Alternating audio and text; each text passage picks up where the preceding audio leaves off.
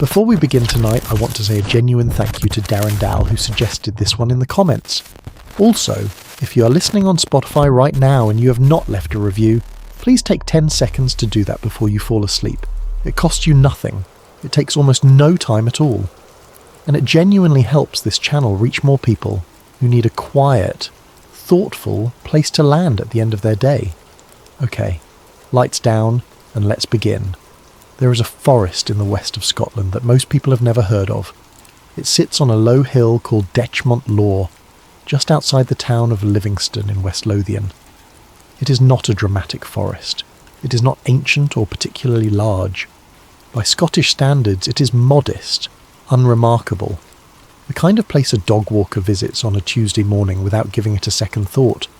The kind of place that does not appear on anyone's list of places to see before they die. The trees are mostly deciduous, bare in November. The ground is soft.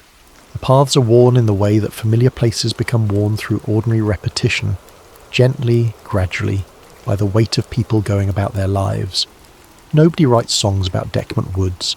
Nobody makes pilgrimages there for the scenery. But people do make pilgrimages there.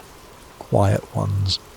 People who drive out from Livingston on a grey afternoon and walk the same path that a forestry worker walked on a November morning in 1979 and stand in a specific clearing on that low hill and look at the ordinary grass and the ordinary trees and the ordinary sky and try to understand what it was that happened here.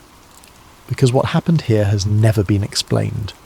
Not by the police officers who investigated it, not by the physicians who examined the witness, not by the scientists who studied the physical evidence, not by the government bodies who were informed of it, not by the researchers who have spent decades trying to understand it, not by anyone in 45 years of careful, serious inquiry.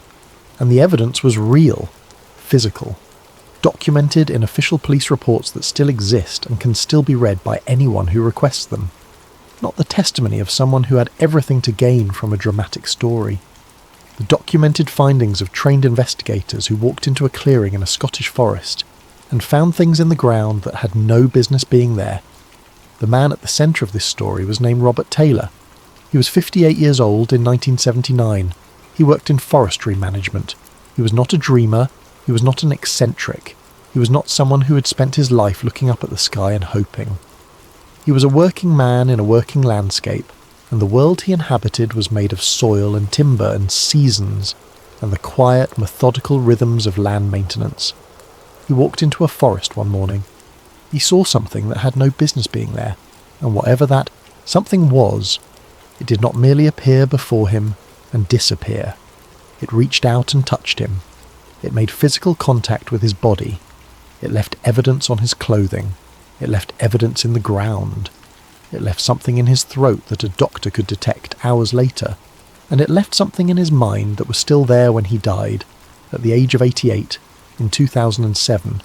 Something that no amount of time or rational inquiry ever quite washed away. Tonight, we go into Dechmont Woods. We trace the encounter itself, from the moment Taylor parked his truck at the edge of the hill to the moment he woke up alone on the forest floor. We walk through the investigation, what the police found, what the doctors found, and the extraordinary legal classification that was ultimately applied to this case. We examine the witness, because in a case like this, the credibility of the person at its centre is everything. And then, carefully and slowly, we follow the thread that a researcher named Daniel Kerr began pulling years after the event. A thread that leads not toward the stars, but toward something far closer, far colder, and far more disturbing. Because Robert Taylor may not have stumbled onto something from elsewhere. He may have walked into something that was already there. Something that had been placed there deliberately. Something that was in the middle of doing exactly what it had been designed to do. And something that, for reasons that have never been officially acknowledged, had not been designed to encounter a man walking his dog on a Tuesday morning. There are places in the world that hold things, not in any mystical sense, not in the sense of haunting or residual energy, or any of the vocabulary that tends to attach itself to places where strange events have occurred, but in a simpler and more durable sense, the sense in which a location becomes inseparable from an event, where the geography and the incident fuse, and the where standing in the place feels like standing inside a question that has never been answered.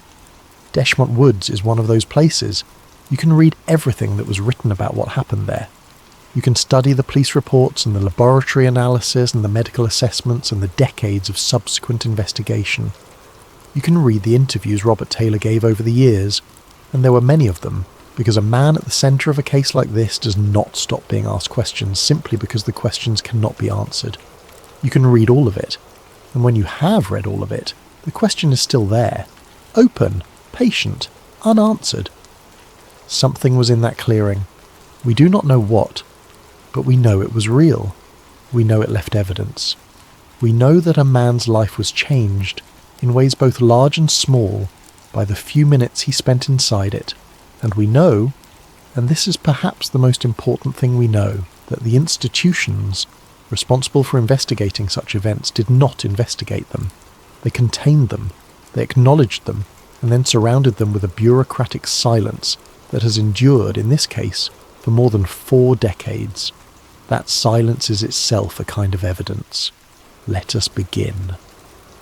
Part 1. The Man Who Walked into the Morning. To understand what happened in Dechmont Woods, you need to first understand who Robert Taylor was, not as a UFO witness, not as a case study, as a person. Because his character is not incidental to this story. It is the reason the story endures. It is why, after 45 years, the people who examine this case seriously keep arriving at the same uncomfortable conclusion. This man told the truth.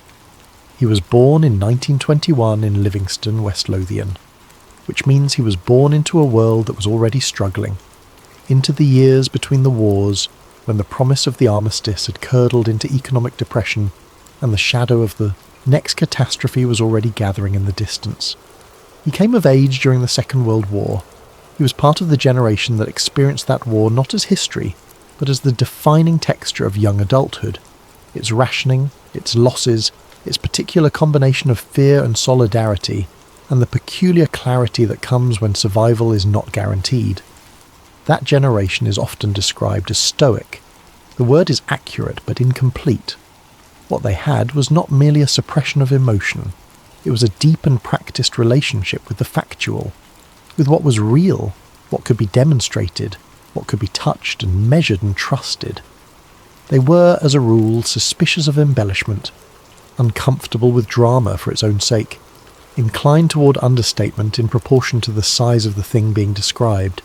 Robert Taylor was that kind of man. He had worked with the Livingston Development Corporation for years by the time of the incident, managing and maintaining woodland across West Lothian. This was practical, unglamorous, essential work.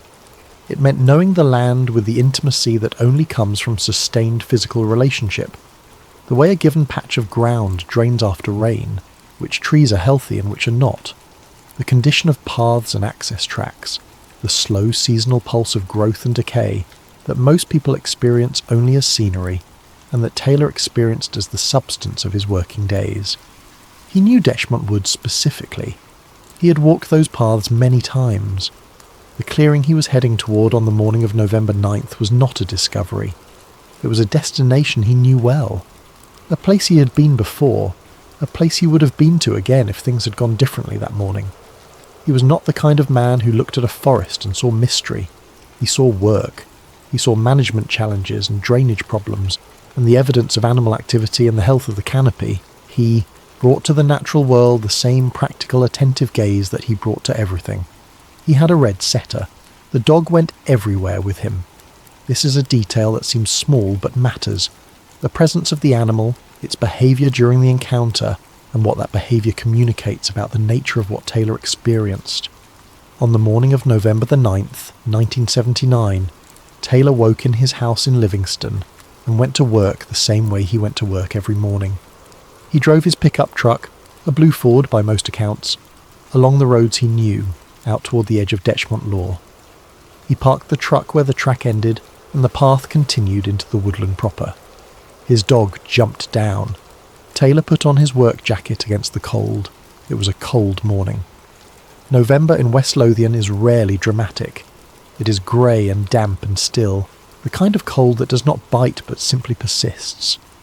The trees along the path were bare or nearly bare, their branches lifted against a low, flat sky.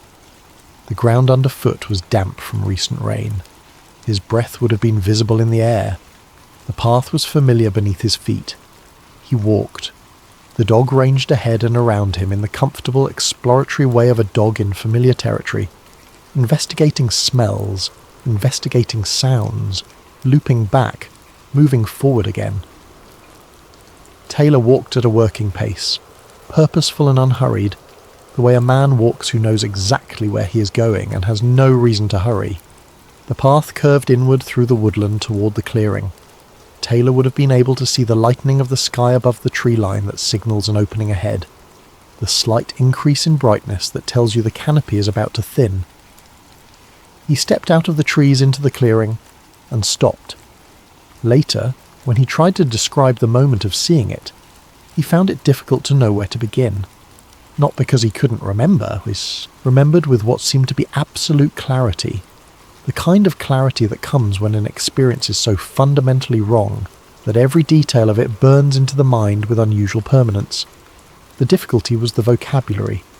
He was trying to describe something using a language that had been built entirely around the world he understood, and the thing he was looking at did not belong to that world. Hovering above the forest floor, not resting on it, not touching it, hovering just above it, perhaps a foot or two off the ground, was an object. He stood in the entrance to the clearing and looked at it. His first sensation was not fear.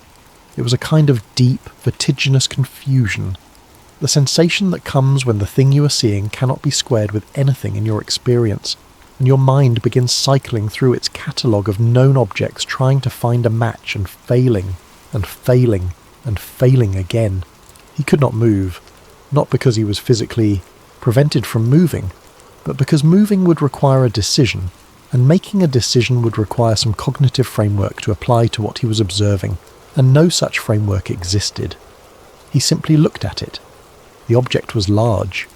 He estimated its diameter at approximately 6 meters, though the difficulty of accurately measuring something so completely outside your frame of reference in an enclosed woodland environment makes precision nearly impossible.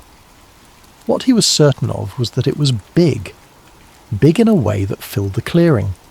Big in a way that seemed to claim the space around it, to make everything else in the clearing, the grass, the trees at the edges, the sky above, feel like the background to its foreground. It was dome-shaped, circular when viewed from above, raised in the centre, the profile suggesting something like a flattened hemisphere, or a disc with a raised crown. Not perfectly smooth in its curvature, Taylor described a slight flatness at the very top, like the crown had been pressed down or was designed for structural rather than aerodynamic purposes. The underside was not visible to him directly, sitting as he was at the edge of the clearing and looking across at it, rather than from above, but the way it floated close to the ground suggested the underside was minimal, that the volume of the thing was in that raised dome, and that whatever was generating its position above the ground came from below. The surface was dark. This is the word Taylor used most consistently across years of interviews. Dark. Not black exactly. More a deep absorptive grey-black, the colour of metal that has been left outside in weather for years, that has taken on the particular heaviness of aged exposed material. There was no shine to it, no reflection of the pale November sky. The surface consumed light rather than returning it. When Taylor looked at it, it did not gleam. It absorbed. Around the lower rim, Taylor described protrusions. His word choices shifted slightly across different accounts. Flanges, blades, fins, as though he was always reaching for something more precise, and never quite finding it. What remained consistent was the arrangement, evenly spaced around the lower perimeter of the dome, protruding outward and perhaps slightly downward, structural elements of some kind. They were not decorative. They had the look of things that served a function. What that function was, he could not say. The quality that Taylor returned to most consistently, in interview after interview over the following decades, was the behaviour at the edges. The object shimmered. Not in the way that heat haze shimmers above a road in summer. Not in the way that a reflection shimmers on water, in a more fundamental way. The edges of the craft appeared to be in motion in a manner that Taylor struggled to articulate. A rippling, a flickering, an instability that was not in the object itself but seemed to be in the boundary between the object and the air around it, as though the thing had not fully committed to being where it was, as though it was in the process of arriving or the process of leaving, and he had caught it at some transitional moment between one state and another. He stood there, and then the smaller objects appeared, from the area around the base of the primary craft, from the region where the underside of the dome floated closest to the forest floor. 2 smaller objects emerged and began moving toward him. Taylor would spend years trying to describe them accurately. What he consistently reported was this: roughly spherical, approximately the size of a large football or slightly bigger, dark, consistent in colour with the larger object above. Their surfaces were covered with protrusions, spikes or projections, arranged around the sphere the way spines arrange around a sea urchin, or the way the triggered arms of a naval mine extend from its body. They were solid. They were mechanical in appearance. There was nothing organic about them, nothing that evoked an animal or a creature. They were objects, constructed, manufactured objects, and they moved with a directness and a purpose that eliminated any possibility that their approach was accidental or random. They came toward him. His dog's behaviour changed. The red setter, who had been ranging ahead in the clearing, stopped moving the moment the smaller objects appeared. The dog turned, looked at them, and then something shifted in the animal's body in a way that Taylor had never seen before in years of working with the dog in outdoor environments. The setter began to bark, not the alert, curious bark of a dog that has noticed something interesting, not the territorial bark of a dog establishing its position, but something lower and more urgent and more frightened. The dog retreated, came behind Taylor's legs, pressed against him, continued barking in that strange, deep, panicked register. Animals know things. This is not mysticism. It is observation. Dogs perceive frequencies of sound that humans cannot hear. They detect chemical changes in the air that are invisible to human senses. They are calibrated, through thousands of years of evolution and domestication, to notice things that the humans they live with are not equipped to notice. When a dog that has spent years calmly working in woodland environments is suddenly and completely overwhelmed by something in that environment, so overwhelmed that it retreats and presses itself against its owner, that response is data. Something in those objects, or in the field around them, or in whatever the primary craft was producing, something was registering at a level the dog could detect and Taylor could not yet fully process. The spherical objects reached him. He felt them attach. The sensation, as he described it in every interview, was specific and mechanical. Not like being grabbed by a hand, not like being caught by a rope, but like something hooking into the fabric of his work trousers from below, at approximately ankle height on both legs, and then pulling. Not tentatively, not gradually increasing in force, pulling with immediate and significant force in the direction of the primary craft. He was being dragged forward, and then he noticed the smell. It hit him suddenly, the way strong chemical smells do, without warning, at full intensity. He described it later as acrid, burning, metallic, sharp. The closest comparisons he could find were burned copper or some kind of industrial gas, though he was clear that it did not precisely match any smell he could identify from his experience. It was immediately irritating. His throat tightened. His eyes watered. His mouth filled with a taste he later described as metallic and stale. He was being pulled forward. His throat was burning. His legs were losing the capacity to resist. The dog was somewhere behind him still, barking, muffled now by whatever was happening to his senses. The clearing and the craft and the dark hovering dome and the flat grey Scottish sky above the trees all began to compress together into a single wrong impression. And then the world left him. There was no warning, no darkness advancing from the edges of his vision, no sensation of falling or of his legs giving way. The clearing was simply there, and then it was not.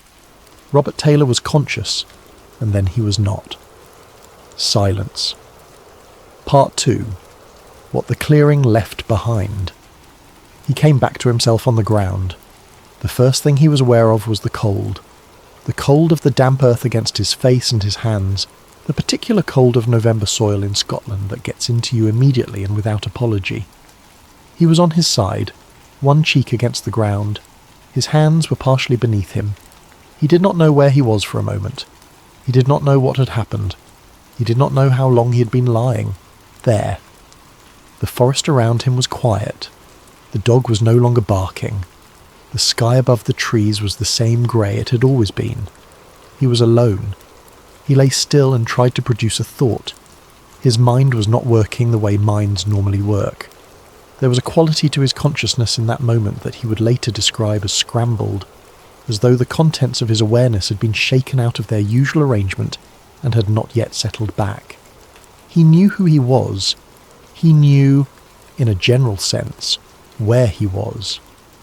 But the connective tissue of ordinary cognition, the running narrative, the awareness of context, the sense of time and sequence, was damaged in some way he could not immediately diagnose.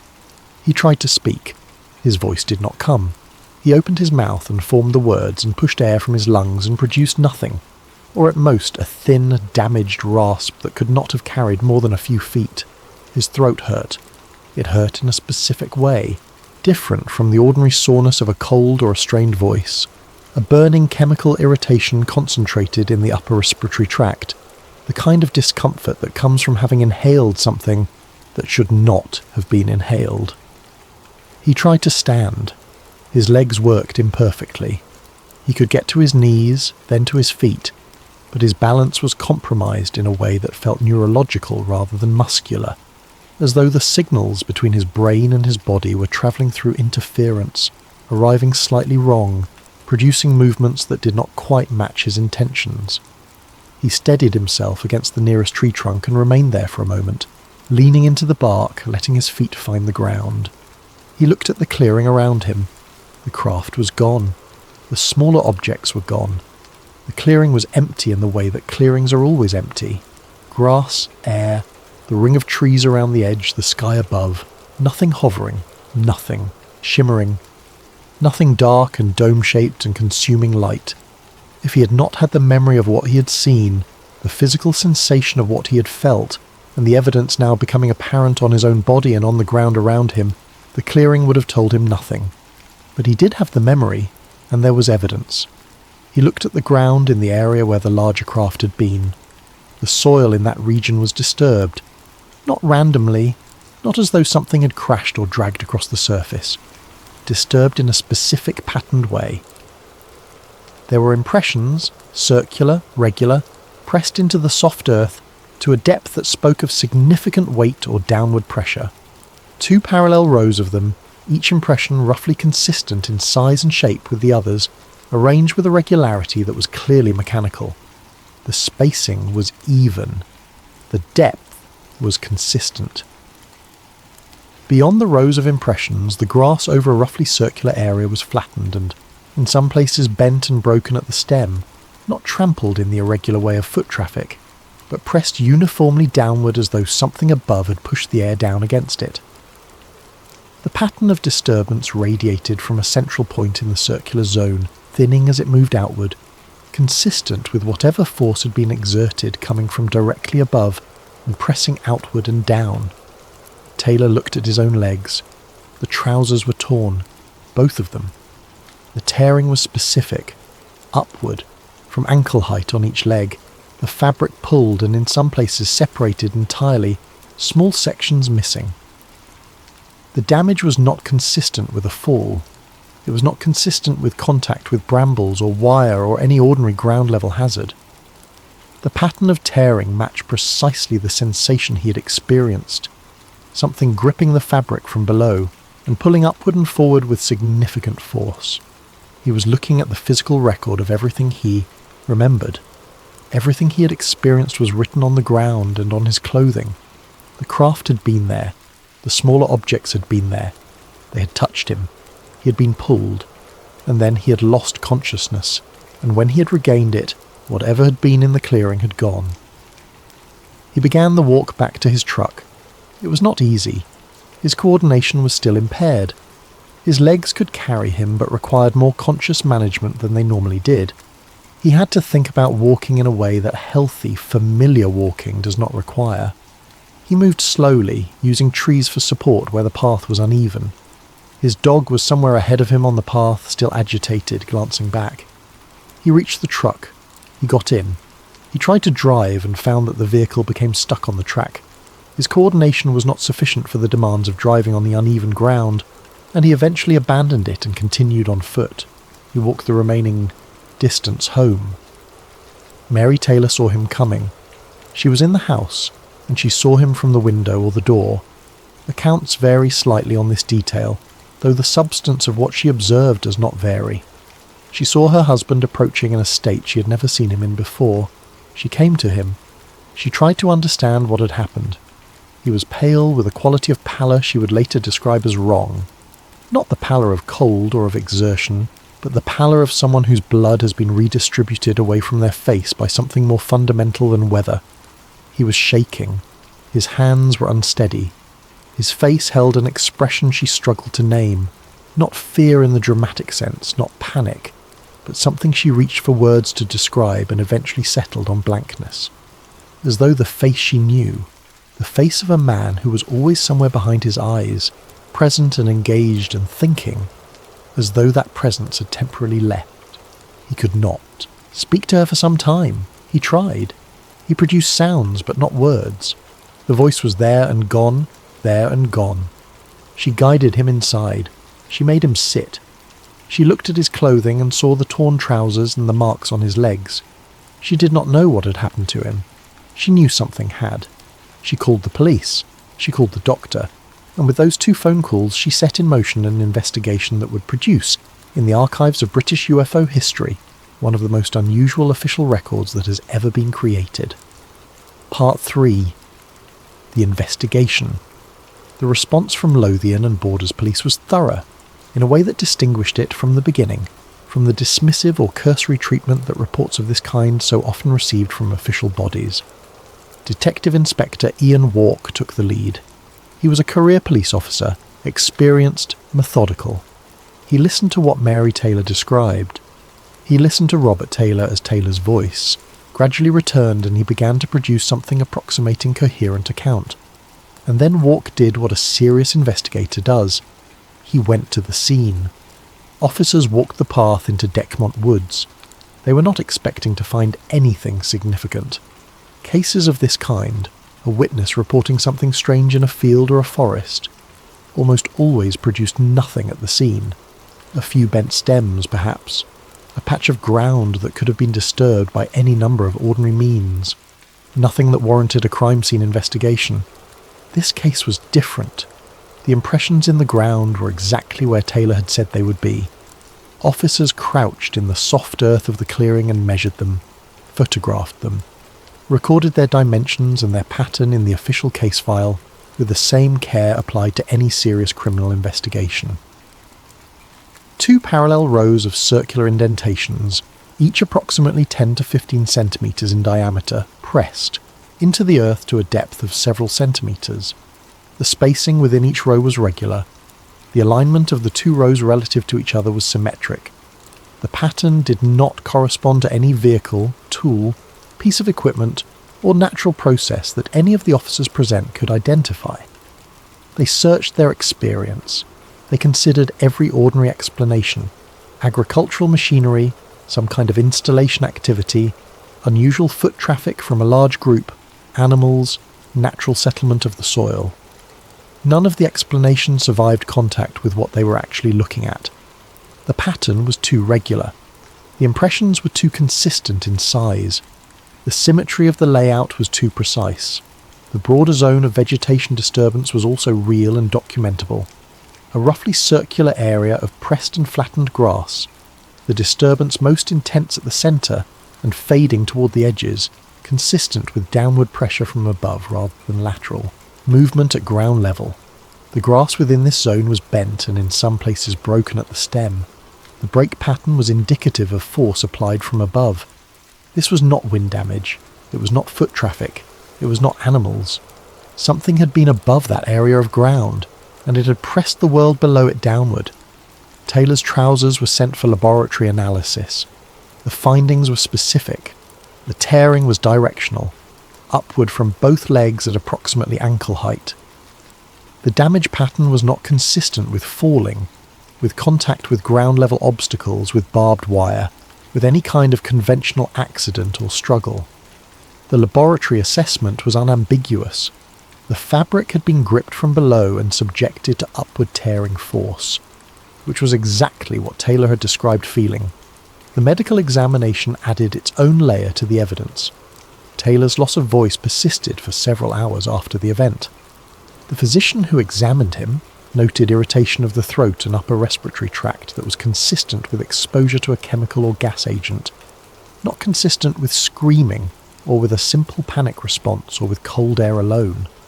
His neurological presentation, the impaired coordination, the disorientation, the difficulty with basic cognitive tasks, was noted as unusual, not fully attributable to shock alone in the physician's clinical judgment. He had inhaled something that affected his respiratory system. Something had affected his nervous system, and the duration of unconsciousness, whatever that duration was, because Taylor had no way of knowing how long he'd been on the ground, had left no memory of the experience. There was a blank in the record of his life that morning, a gap, a space where something had happened to him that he could not report on, because he was not there for it. He was interviewed at length by the police, by a psychiatrist who was brought in to assess his mental state and the reliability of his testimony, by researchers who began arriving in the following weeks and months as word of the case spread through the networks that tracked such events. His account did not change. In the major elements, it did not change at all. In the specific sensory details, the colour and texture of the object, the behaviour at its edges, the way the smaller objects moved, the smell, the sensation of being pulled, it remained consistent across dozens of separate interviews conducted by different people in different circumstances over nearly 3 decades. He did not embellish. He did not expand the story to include beings visible through windows. He did not claim to have received communications or to have been taken inside the craft or to have seen the interior of anything. He reported exactly what he had perceived and no more. When he was uncertain about a detail, he said he was uncertain. When he did not know something, he said he did not know. The investigating team at Lothian and Borders Police reached its conclusion. Something had happened in that clearing. Robert Taylor had been physically assaulted. Some agent had made contact with his body, damaged his clothing, and left marks consistent with that contact on the ground. The physical evidence at the site was real and could not be attributed to any ordinary cause. They classified the case: assault by person or persons unknown, a criminal file, formally open, formally unsolved, and formally consigned to the category of cases in which investigation cannot proceed because there is no suspect, no forensic pathway, and no identified perpetrator. The file was placed in the system, and the system moved on. The case remained open. It remains open. Part 4. The credibility question. There is a version of the skeptical response to cases like this that goes something like, "You were not there, you cannot evaluate the testimony, human memory is unreliable, perception is constructed, and therefore no first-person account of an unusual experience can be considered reliable evidence of anything." This version is philosophically coherent as far as it goes, but it goes nowhere useful, because applied with this level of rigour, it eliminates not just Robert Taylor's testimony, but all witness testimony of any kind, which is not a position that the legal and investigative systems that produced the Taylor case file actually hold. The question of Taylor's credibility was taken seriously by the people best positioned to evaluate it: the police officers who interviewed him, the psychiatrist who assessed him, and the colleagues and family members who had known him for years. The police were satisfied, in the specific trained sense of police investigators evaluating witness testimony, considering the internal consistency of the account, the witness's demeanour, the presence or absence of obvious motive to fabricate, and the relationship between the testimony and the physical evidence. They were satisfied. Detective Inspector Walk did not treat Taylor as an unreliable witness. The decision to classify the case as assault rather than as a false report or an unfounded claim reflects a determination that the testimony was credible and the physical evidence was real. The psychiatrist found nothing. No evidence of a psychotic episode. No evidence of an existing delusional framework that might have generated or sustained the experience. No history of hallucinations, of paranoid ideation, of the kind of magical thinking that sometimes produces encounter-type experiences in people with certain psychological profiles. Robert Taylor, in the professional assessment of a qualified psychiatrist, was mentally healthy. His character, as described by the people who knew him, was consistent. He was a private, practical, reliable man. He was not dramatic. He did not seek attention. He found the entire experience and its aftermath deeply uncomfortable rather than exciting. He did not leverage it, not for money, not for fame, not for the particular kind of social currency that UFO celebrities acquire in certain communities. He told the story when asked and was relieved when the conversation moved on. The neurological explanation is the one most frequently raised by serious skeptics who take the physical evidence seriously and want to find a way to explain the encounter that does not require anything unusual to have been in the clearing. Temporal lobe epilepsy can produce extraordinarily vivid, detailed hallucinations. There are documented cases in the medical literature of people experiencing encounter-type hallucinations during temporal lobe events, crafts, beings, lights, presences. The experiences feel real to the person having them. They are cognitively indistinguishable, from the inside, from genuine perception. But temporal lobe seizures do not produce chemical irritation detectable on medical examination, hours later. They do not create directional tears in fabric that match the pattern described in the testimony. They do not leave symmetrical rows of impressions in soft earth. They do not cause dogs to panic and retreat in the specific, genuine way that Taylor's setter behaved, and they do not produce a corroborating physical record that multiple trained investigators subsequently photograph and document at the scene. The physical evidence is the problem for every skeptical explanation. Whatever happened in that clearing, the clearing remembers it. Part 5. Years of quiet. The decade following the Dechmont encounter was, for this particular case, a period of relative quiet. The story circulated within the communities that took an interest in such things. It was discussed at conferences and referenced in books, and visited occasionally by researchers and documentary makers. Within those communities, it was regarded as one of the strongest close encounter reports in the British record, a case with exceptional witness credibility, significant physical evidence, and official police documentation that acknowledged the reality of the encounter in unusually direct terms. But in terms of new investigation, new evidence, new official interest, there was very little. Taylor continued working. He did not become a professional witness. He did not develop a secondary career around the encounter. He answered questions when people asked them and told the same story in the same steady, unembellished way each time, and was visibly relieved when the conversation ended and he could return to his life. His life was otherwise unremarkable in the way that most lives are unremarkable, which is to say it was full of the things that fill lives, work and family and the rhythms of a particular place at a particular time. He was a man who had had an experience that did not fit anywhere in his understanding of the world, and he had found a way to carry it that did not require it to fit. He held it apart from everything else. He kept it separate. It was a thing that had happened, not a thing that defined him. Dechmont Woods itself became a quiet curiosity. Visitors came occasionally. The path was easy to find.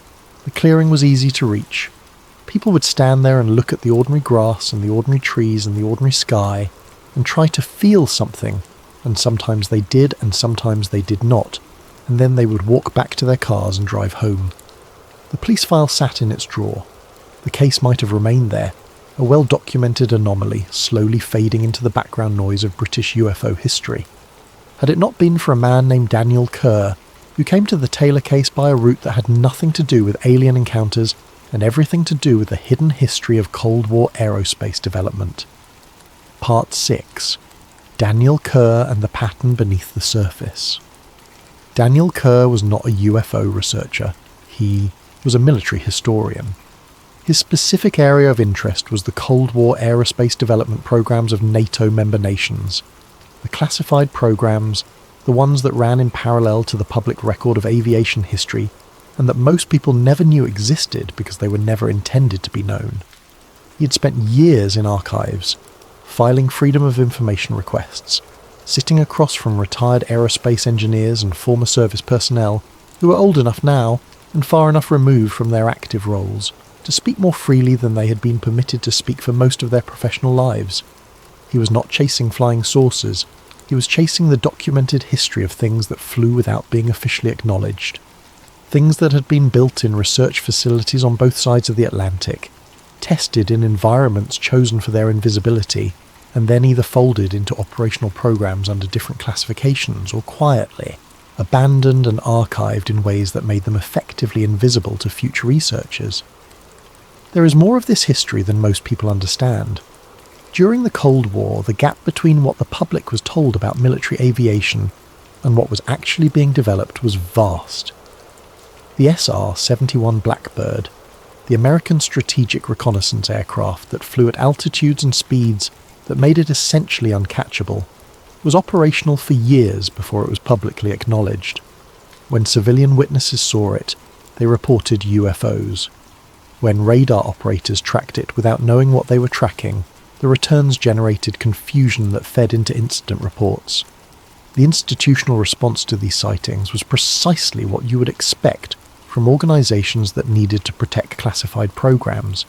Acknowledge that something was seen, avoid identifying what it was, and allow the uncertainty to settle in the space where an explanation should have been.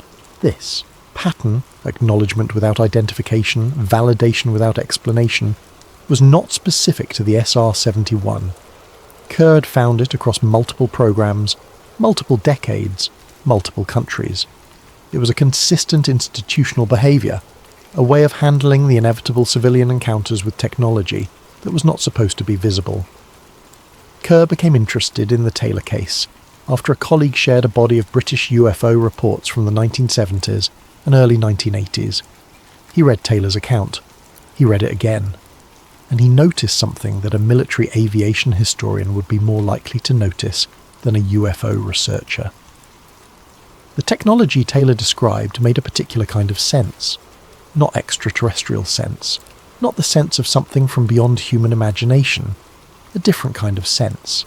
The sense of something at the frontier of human aerospace development as it existed in the late 1970s. A carrier vehicle designed for low-altitude operation with minimal acoustic signature.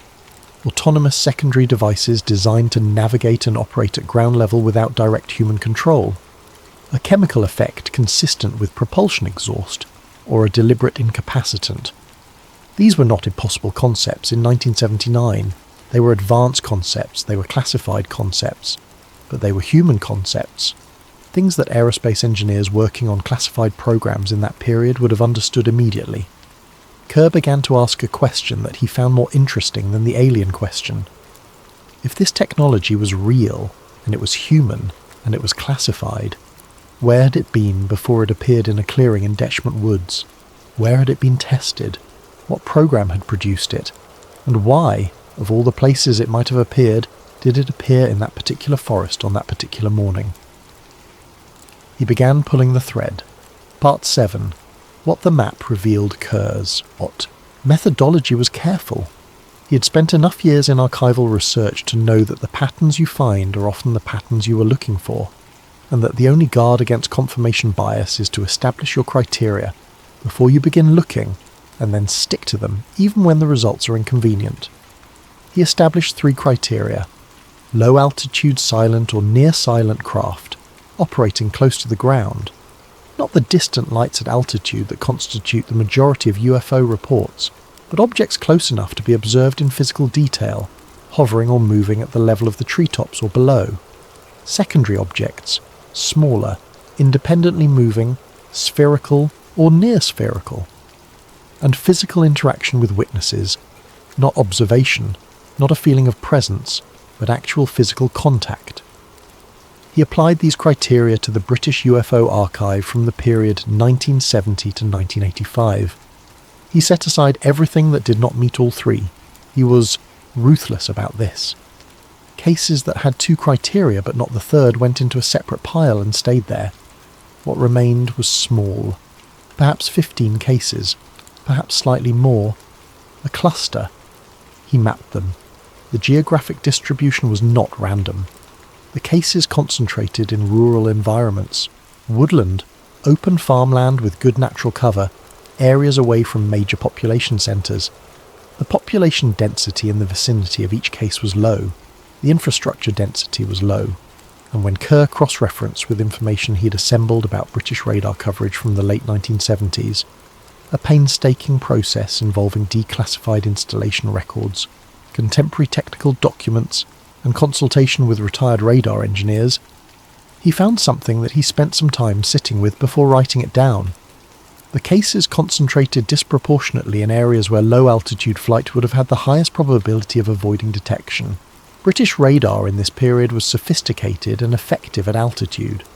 Anything flying at significant height was tracked. But low-altitude flight, particularly in rural areas with specific terrain characteristics, could in certain conditions pass beneath the effective detection threshold. The system had blind spots. They were known to exist. The people operating classified programs that depended on aerial platforms would have known where those blind spots were. They would have used them. The incident cluster in Kerr's sample concentrated in those zones. Dechmont Law sat within one of them. Taylor had described a craft operating at very low altitude, close enough to the forest floor that he could see the protrusions on its lower rim, close enough that the secondary objects it deployed could roll across the ground beneath it. A craft operating at that altitude, in that location, in 1979, would have been extremely difficult to detect by the radar systems. Then, in operation, it could have come. It could have done whatever it came to do. It could have left. And no air traffic controller would have logged it. No Defence Ministry duty officer would have been alerted. No record would exist in any of the systems designed to record aerial activity. Except for Robert Taylor. Robert Taylor, who had parked his truck at the edge of a hill and walked his dog to a familiar clearing on what was supposed to be an empty Tuesday morning. Robert Taylor, who was not supposed to be there. The map told Kerr something important. Whoever was operating in these locations had selected them carefully. The selection criteria, rural, low population, low radar coverage, were not the criteria you would use if you were operating freely and openly. They were the criteria you would use if you needed not to be seen. And someone, somewhere, had needed very badly not to be seen. Part 8. The Field Test Hypothesis. Kerr's framework is presented as a hypothesis. He is explicit about this. He does not claim certainty. He does not claim to have documentation that closes the question. What he offers is a structure, a way of understanding the available evidence that does not require anything supernatural, and that is consistent with what was known, and what can now be known, about the state of classified aerospace development in the late 1970s. The hypothesis begins with a simple question. What would a Cold War-era low-altitude deployment platform look like to a civilian witness who encountered it by accident in a rural woodland environment? The primary carrier vehicle, a low-altitude platform designed to hover silently at minimal altitude, maintain a stable position, and deploy secondary devices into a ground environment, would appear to an observer as a large dome-shaped object floating above the ground with no visible means of support and no audible propulsion. Its surface, if constructed with the radar-absorbing materials of the kind being developed in this period, would have the matte, absorptive dark quality that Taylor described. Its edges, if the propulsion system involved electromagnetic or plasma-based effects of a type consistent with experimental research of the era, might produce the shimmering, flickering boundary instability that Taylor found so impossible to describe. The structural elements around the lower rim, the flanges, the blades, the protrusions he reached for words to characterize, might be components of a propulsion array, a deployment mechanism, a stabilization system. The secondary spherical objects are the most conceptually significant element of Kerr's framework.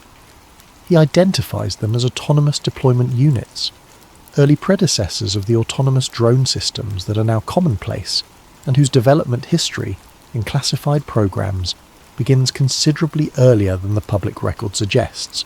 Small, rugged, capable of navigating uneven terrain without direct human control, able to respond to sensory input, specifically in this case the detection of a large warm-bodied mammal in the designated test zone, and initiate a programmed response sequence.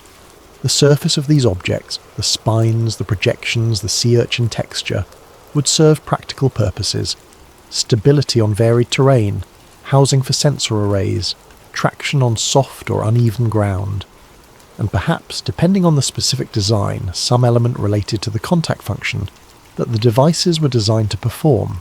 Their behaviour, rolling directly toward Taylor, attaching to his clothing, attempting to drag him forward, is consistent with a programmed contact protocol. Not aggression, not malice, a designed response. When the sensors detect a human target in the test zone, approach the target, initiate contact, execute the programmed interaction sequence.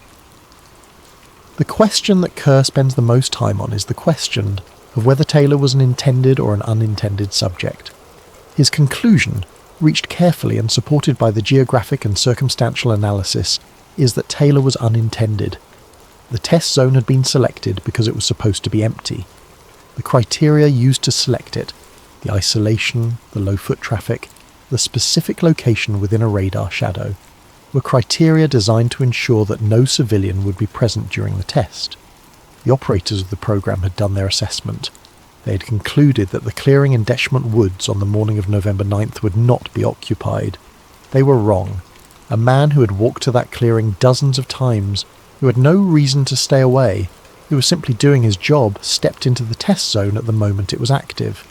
And the devices did what they were designed to do when they detected a human presence. They approached, they attached, they initiated the contact sequence. The gas, the acrid chemical smell that Taylor detected and that caused his throat irritation, his voice loss, his disorientation, and ultimately his loss of consciousness, is consistent in Kerr's framework with one of two sources: either a byproduct of the propulsion system of the primary vehicle, an exhaust or field effect that had not fully dispersed from the clearing, or a deliberate component of the deployment system, a chemical incapacitant, a non-lethal agent designed to briefly suppress consciousness in any human who encountered the secondary devices in an uncontrolled context, a fail-safe, a way of ensuring that an unexpected civilian encounter did not result in a prolonged observation, a physical altercation, or a witness capable of immediately reporting what they had seen to authorities. Taylor was rendered unconscious. While he was unconscious, the system completed whatever operation it was in the middle of performing. The secondary devices were recovered or returned to the carrier vehicle. The primary vehicle ascended. It moved away from the area, low and quiet, within the radar shadow that had been selected precisely to enable this kind of movement. And Robert Taylor came back to consciousness in an empty clearing with torn clothing and a burning throat, and no memory of what had happened to him during the blank space. Part 9. The language of the file. Kerr returns to the police classification again and again because he believes it is the most important document in the case, not for what it says, but for what it chooses not to say. Assault by person or persons unknown. He does not believe this wording was chosen accidentally.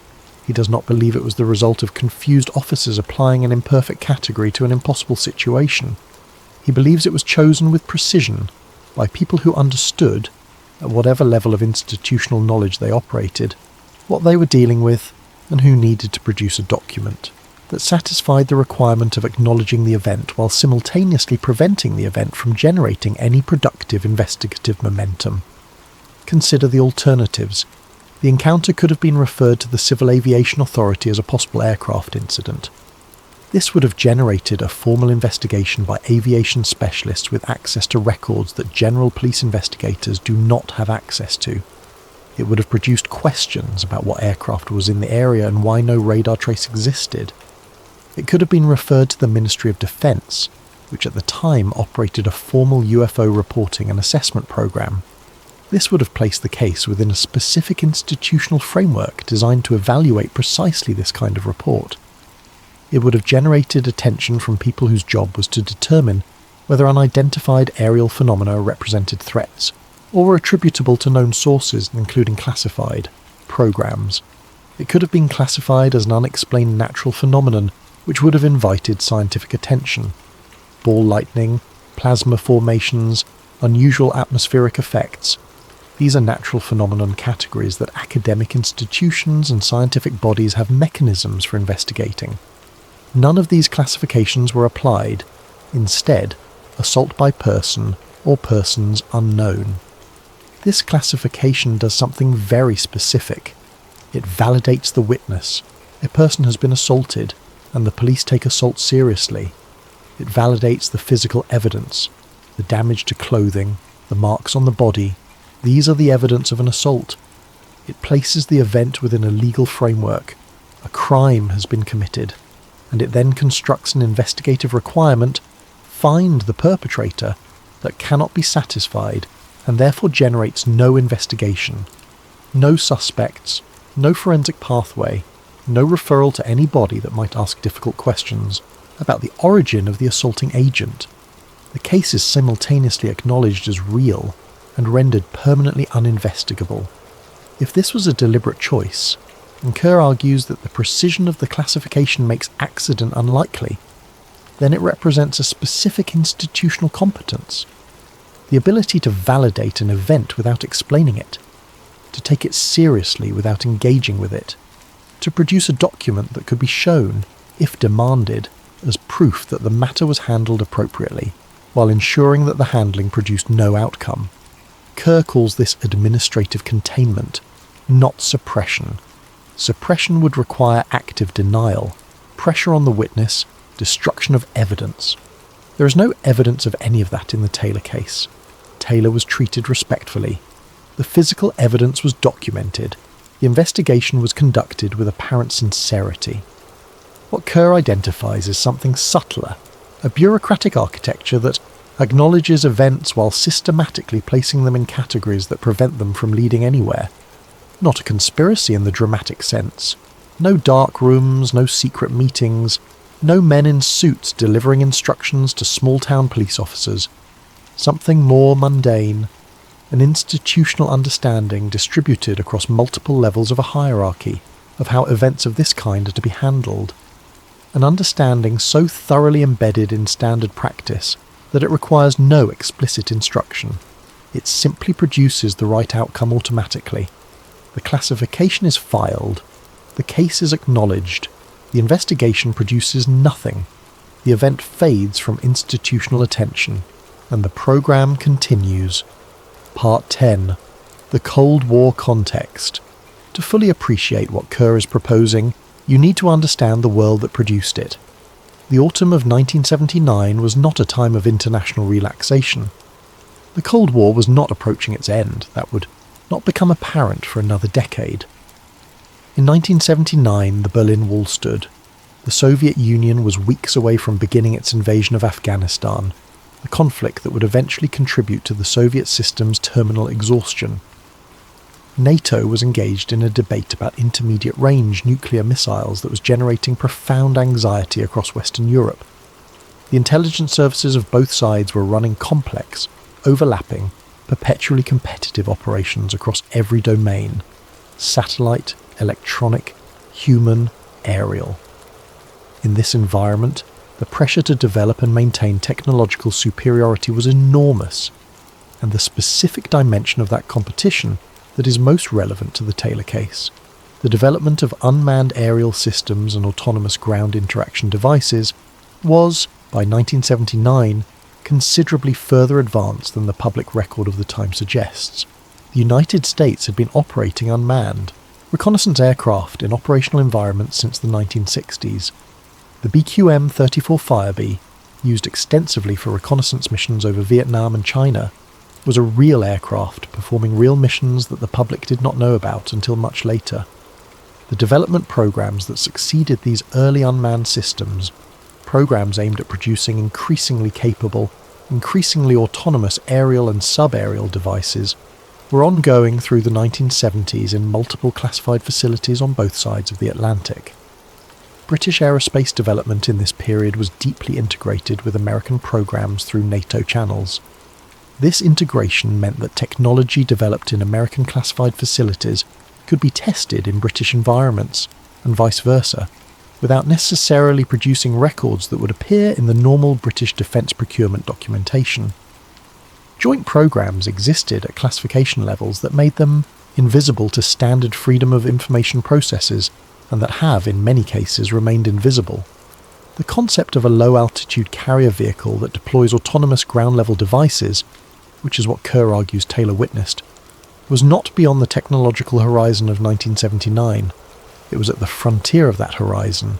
It required significant engineering capability and resources, but both were available in classified programs to the organisations that might have needed such a system. What purpose would such a system serve?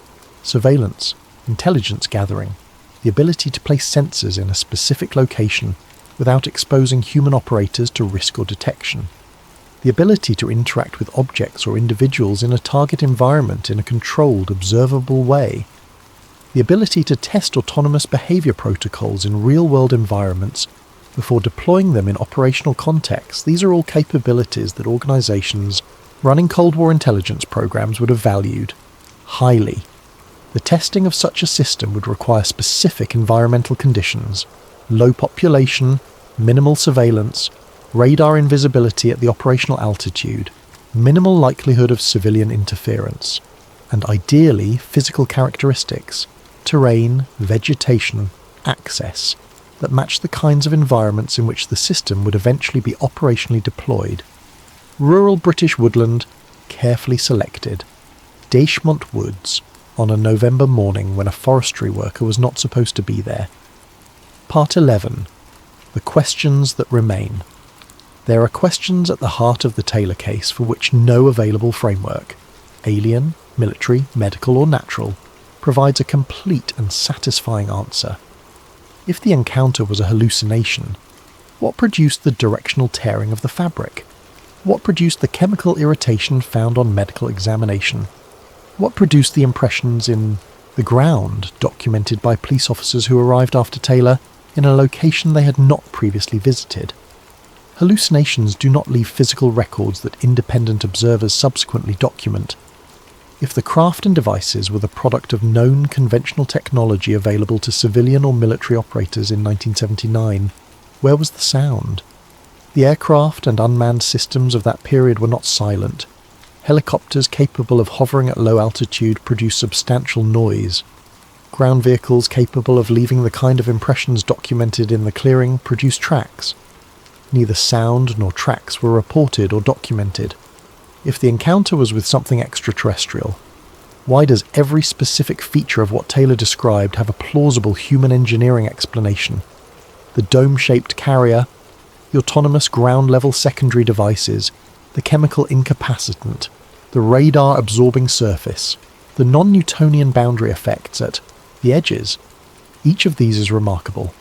None of them is beyond the conceptual reach of human aerospace and chemical engineering as it existed in the late 1970s. And if the encounter was with classified human technology, as Kerr proposes, why has nothing emerged in 4.5 decades? Programs declassify, records become accessible, people retire and then they age and then they reach the point in life where the obligations of silence compete with other obligations, to history, to truth, to the record of what actually happened. Why has no one come forward? Kerr's answer is careful and does not oversell itself. Not all programs follow standard declassification timelines. Some are placed under access restrictions structured to endure beyond the ordinary schedule. Some involve personnel whose obligations are not merely contractual, but deeply personal. People who genuinely believe, for reasons that may or may not be correct, that what they know must not be shared.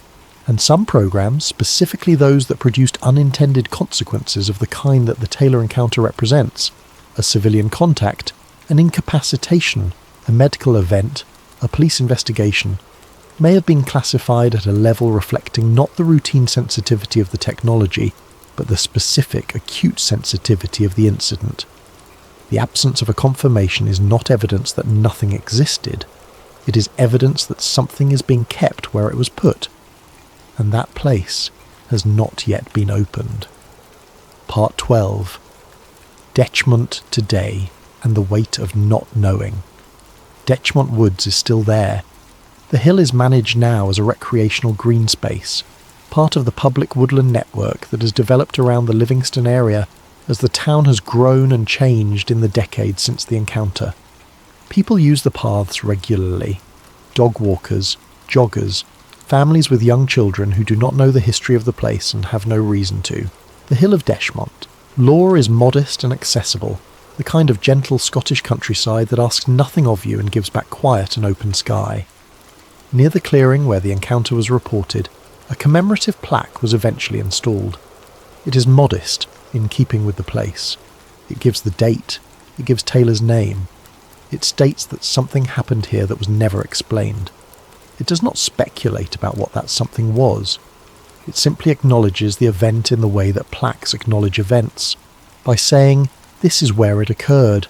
This is real. It is part of the record of this place.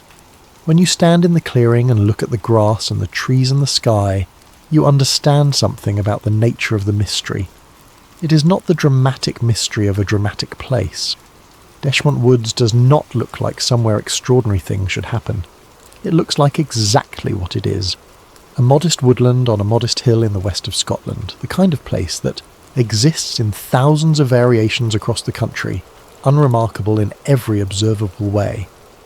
That ordinariness is part of what makes the event so enduring.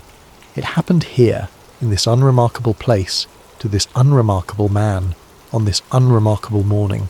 There was nothing special about any of it that would have indicated what was coming. Nothing that would have suggested, as Taylor parked his truck and let his dog out and walked toward the trees, that this morning was going to be different from all the others. Which is, in the end, one of the most disturbing things about it. Because if it happened here, on a random November morning, to a working man with no particular significance in any scheme of things, it could happen anywhere.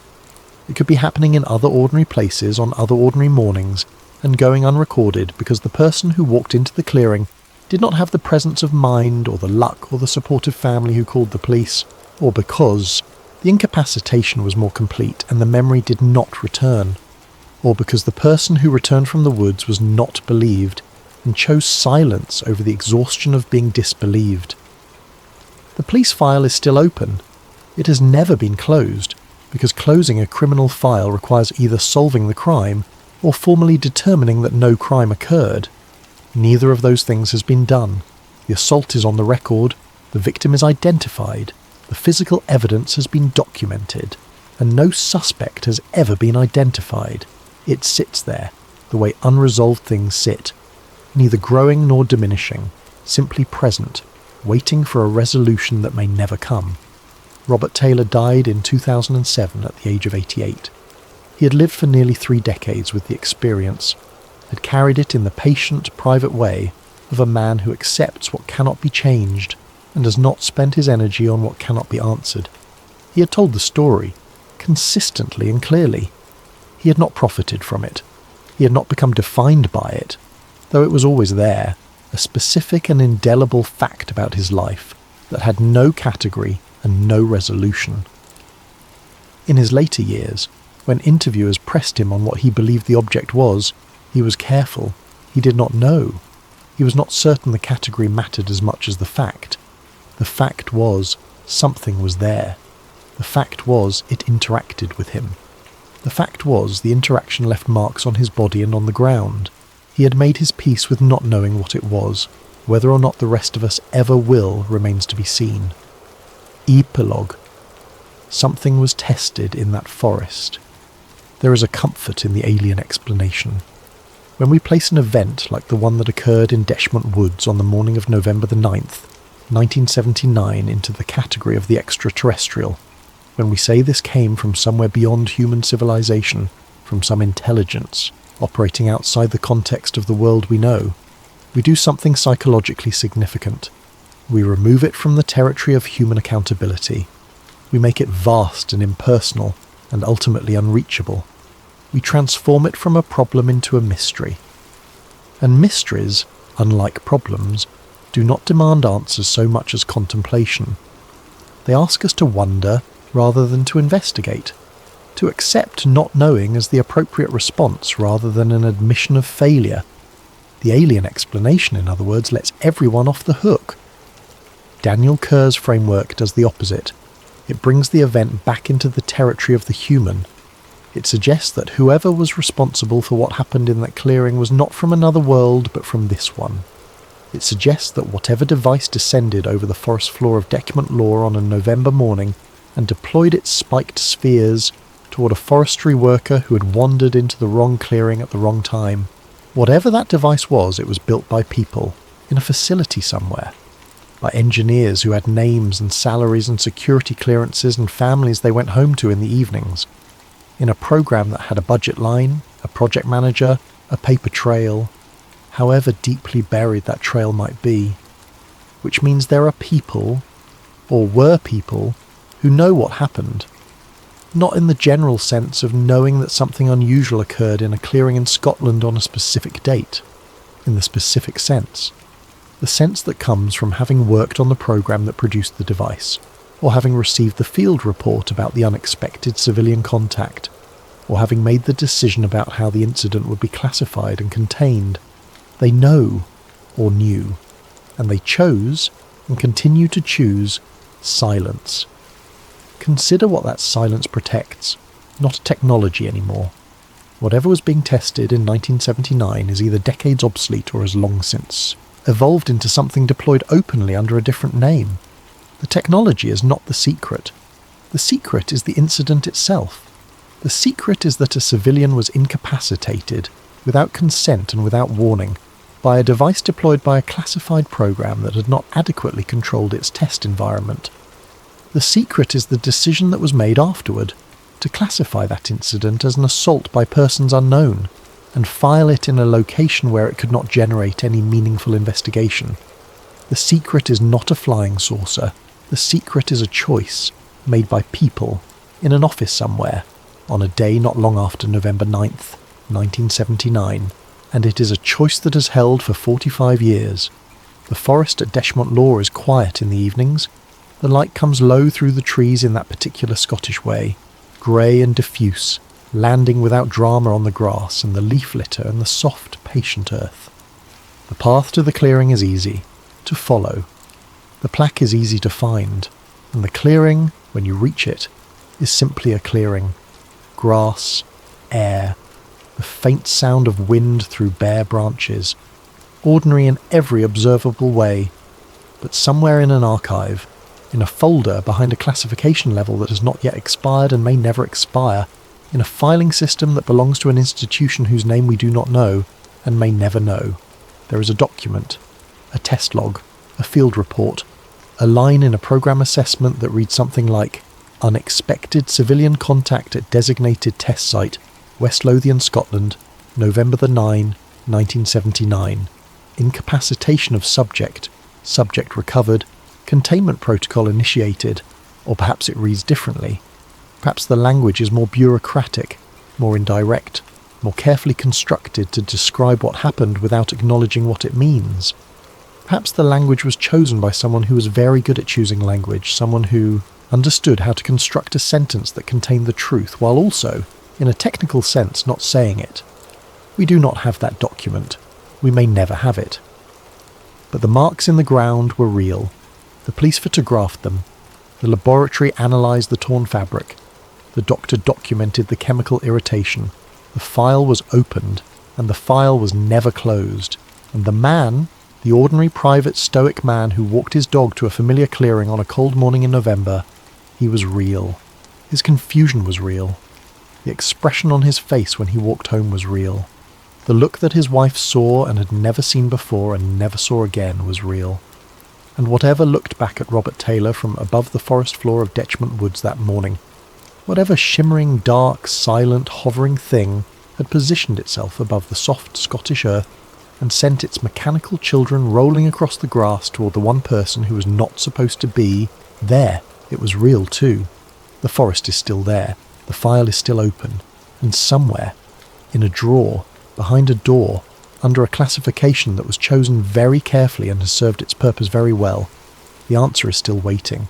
We just do not have the key. And perhaps that is the most honest thing that can be said about the Dechmont Woods case. After all the evidence has been examined and all the frameworks have been tested, and all the explanations have been held up against the light and found wanting in one way or another, we do not know what was in that clearing. We do not know who built it, if it was built. We do not know who authorised the programme, if there was a programme. We do not know what instructions were given, what protocols were followed, what decisions were made in the hours and days and weeks after a 58-year-old forestry worker stumbled into a test environment and was rendered unconscious by something he could not identify and that no one has ever officially explained. We do not know if the people who made those decisions are still alive. We do not know if they ever told anyone. We do not know if the program continued or expanded or was quietly folded away and its record sealed at a level that will not be reached in any of our lifetimes. What we know is the clearing. What we know is the man. What we know is the evidence. The impressions in the earth, the tears in the fabric, the chemical trace in a throat, the blank space in a memory where some minutes of one Tuesday morning should be but are not. That is what we know. And it is, in the end, enough to know that something happened. Enough to know that the ground remembered it, even when the people responsible for explaining it chose silence. Enough to know that a man walked home through a forest with evidence of the encounter on his body and in his memory and in the particular damaged quality of his voice, and that the world, through the official mechanisms it has for recording what happens to people, wrote it down. Something real, something physical, something that left its mark on the world in ways that cannot be dismissed or explained away or attributed to the ordinary failures of human perception and memory. Something was there, and we were not supposed to find out.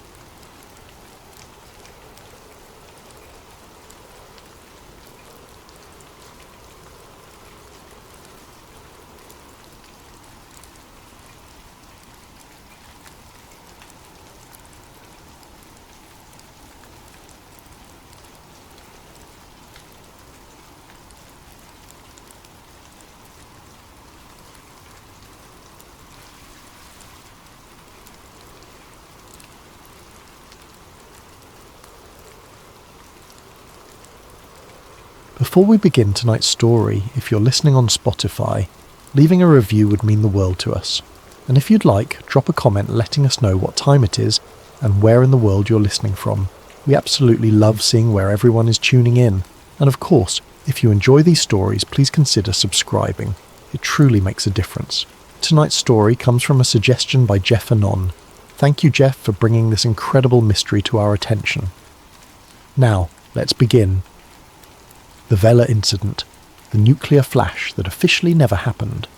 September 22nd, 1979, 3:53 in the morning, Coordinated Universal Time, the southern Indian Ocean near the Prince Edward Islands.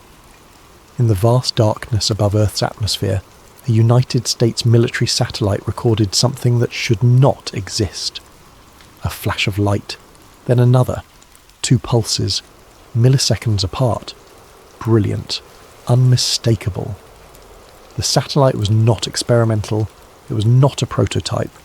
It had been operating flawlessly for years, watching, waiting, scanning the entire surface of the planet for one specific thing: nuclear detonations. The satellite's designation was Vela 6911, and it had just detected what appeared to be an atomic explosion in one of the most remote regions of the planet. But here's the thing about that night, about that flash, about that moment in history. According to the United States government, it never happened.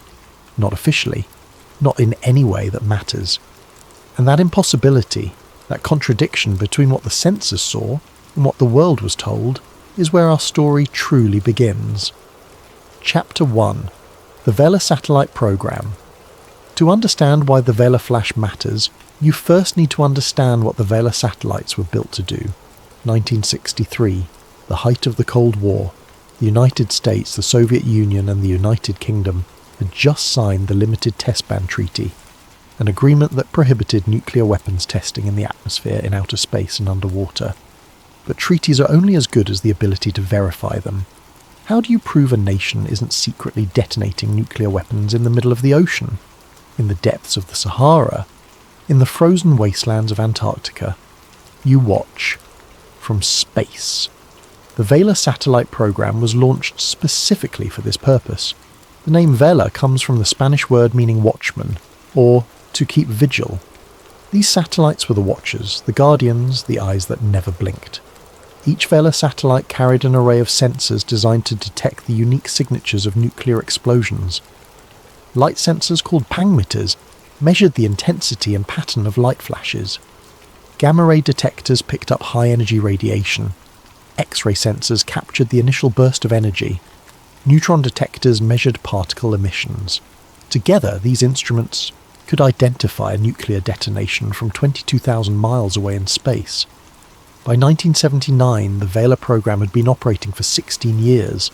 The satellites had successfully detected dozens of confirmed nuclear tests, from China to France to India. They had monitored underground tests that vented into the atmosphere. They had tracked Soviet weapons development. They had verified compliance with international treaties. And in all that time, across all those years, the Vela satellites had never once falsely identified a nuclear explosion. Their track record was perfect. Until September 22nd, 1979. Chapter 2. The signal that changed everything. The data came in at 03:53 Coordinated Universal Time. Vela 6911, orbiting high above the Indian Ocean, recorded a light signature that matched every single characteristic of a nuclear detonation. The signal showed what nuclear weapons analysts call a double hump light curve. First flash, the initial detonation, the moment the nuclear reaction begins and releases an enormous burst of light and energy. Brief darkness, a fraction of a second where the explosion's shockwave compresses the surrounding air, momentarily obscuring the fireball. Second flash, the fireball re-emerges, brighter than before, as it expands and the atmosphere becomes transparent again to the intense light. This double flash pattern is the signature of atmospheric nuclear explosions. It's not something you see in lightning strikes, not in meteor impacts, not in any natural phenomenon known to science. It's nuclear. Always nuclear. The light curve recorded by Vela 6911 matched known nuclear tests almost perfectly. The intensity was consistent with a yield between 2 and 3 kilotons, a tactical nuclear weapon, small by Cold War standards but devastating nonetheless. But the satellite data was only the beginning. Within hours, analysts began correlating information from other monitoring systems around the world.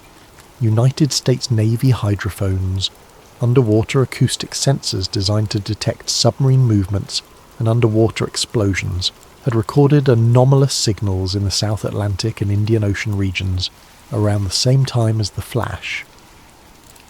The acoustic patterns were consistent with a distant underwater disturbance, possibly an explosion. Weather monitoring stations in Australia detected unusual ionospheric disturbances, disruptions in the electrically charged layers of the upper atmosphere. Nuclear explosions create these disturbances. They're part of the signature. Multiple independent sensors, different technologies, different locations, all pointing to the same conclusion. Something had exploded, something nuclear, and it had happened in one of the most remote regions of Earth, far from prying eyes, far from civilian populations, far from the oversight of international observers. The data was routed immediately to the Pentagon, to the Central Intelligence Agency, to the Department of Energy, to the National Security Council. Within the classified corridors of American intelligence, panic began to spread. Because if this was a nuclear test, if someone had successfully detonated a nuclear weapon in secret, then the entire framework of nuclear non-proliferation had just collapsed. Chapter 3. Immediate panic inside the Pentagon. The initial assessment was blunt. Classified briefings circulated among defense analysts, intelligence officers, and military leadership. The consensus, at least in those first hours and days, was stark. This appeared to be a nuclear detonation. The question wasn't whether something had exploded. The question was who had done it. Analysts began compiling a list of suspects, nations with the capability, the motivation and the secrecy to pull off a clandestine nuclear test in the middle of the ocean. 2 names rose to the top, South Africa and Israel. South Africa in 1979 was an international pariah. The apartheid regime was facing increasing isolation, sanctions and condemnation. But it also had something most nations didn't have: uranium. Vast deposits of uranium ore, the raw material for nuclear weapons, and it had the industrial infrastructure to refine that uranium into weapons-grade material. Throughout the 1970s, South Africa had been quietly developing a nuclear weapons program. Western intelligence agencies knew this. They had satellite photos of the suspected facilities. They had intercepted communications. They had reports from defectors and informants. But South Africa needed to test. You can't build a nuclear arsenal without knowing your weapons actually work. And testing inside South Africa was impossible. Too many satellites, too many international observers, too much scrutiny. A remote ocean test, however, would be different. Isolated, plausibly deniable, especially if conducted at night in the middle of winter in the southern hemisphere, when weather conditions would obscure any visual evidence and disperse radioactive debris before sampling aircraft could arrive. Then there was Israel. Israel had never officially admitted to possessing nuclear weapons. The policy was called nuclear ambiguity, a deliberate strategy of neither confirming nor denying the existence of an Israeli nuclear arsenal. But Western intelligence agencies weren't ambiguous about it. They knew Israel had the bomb.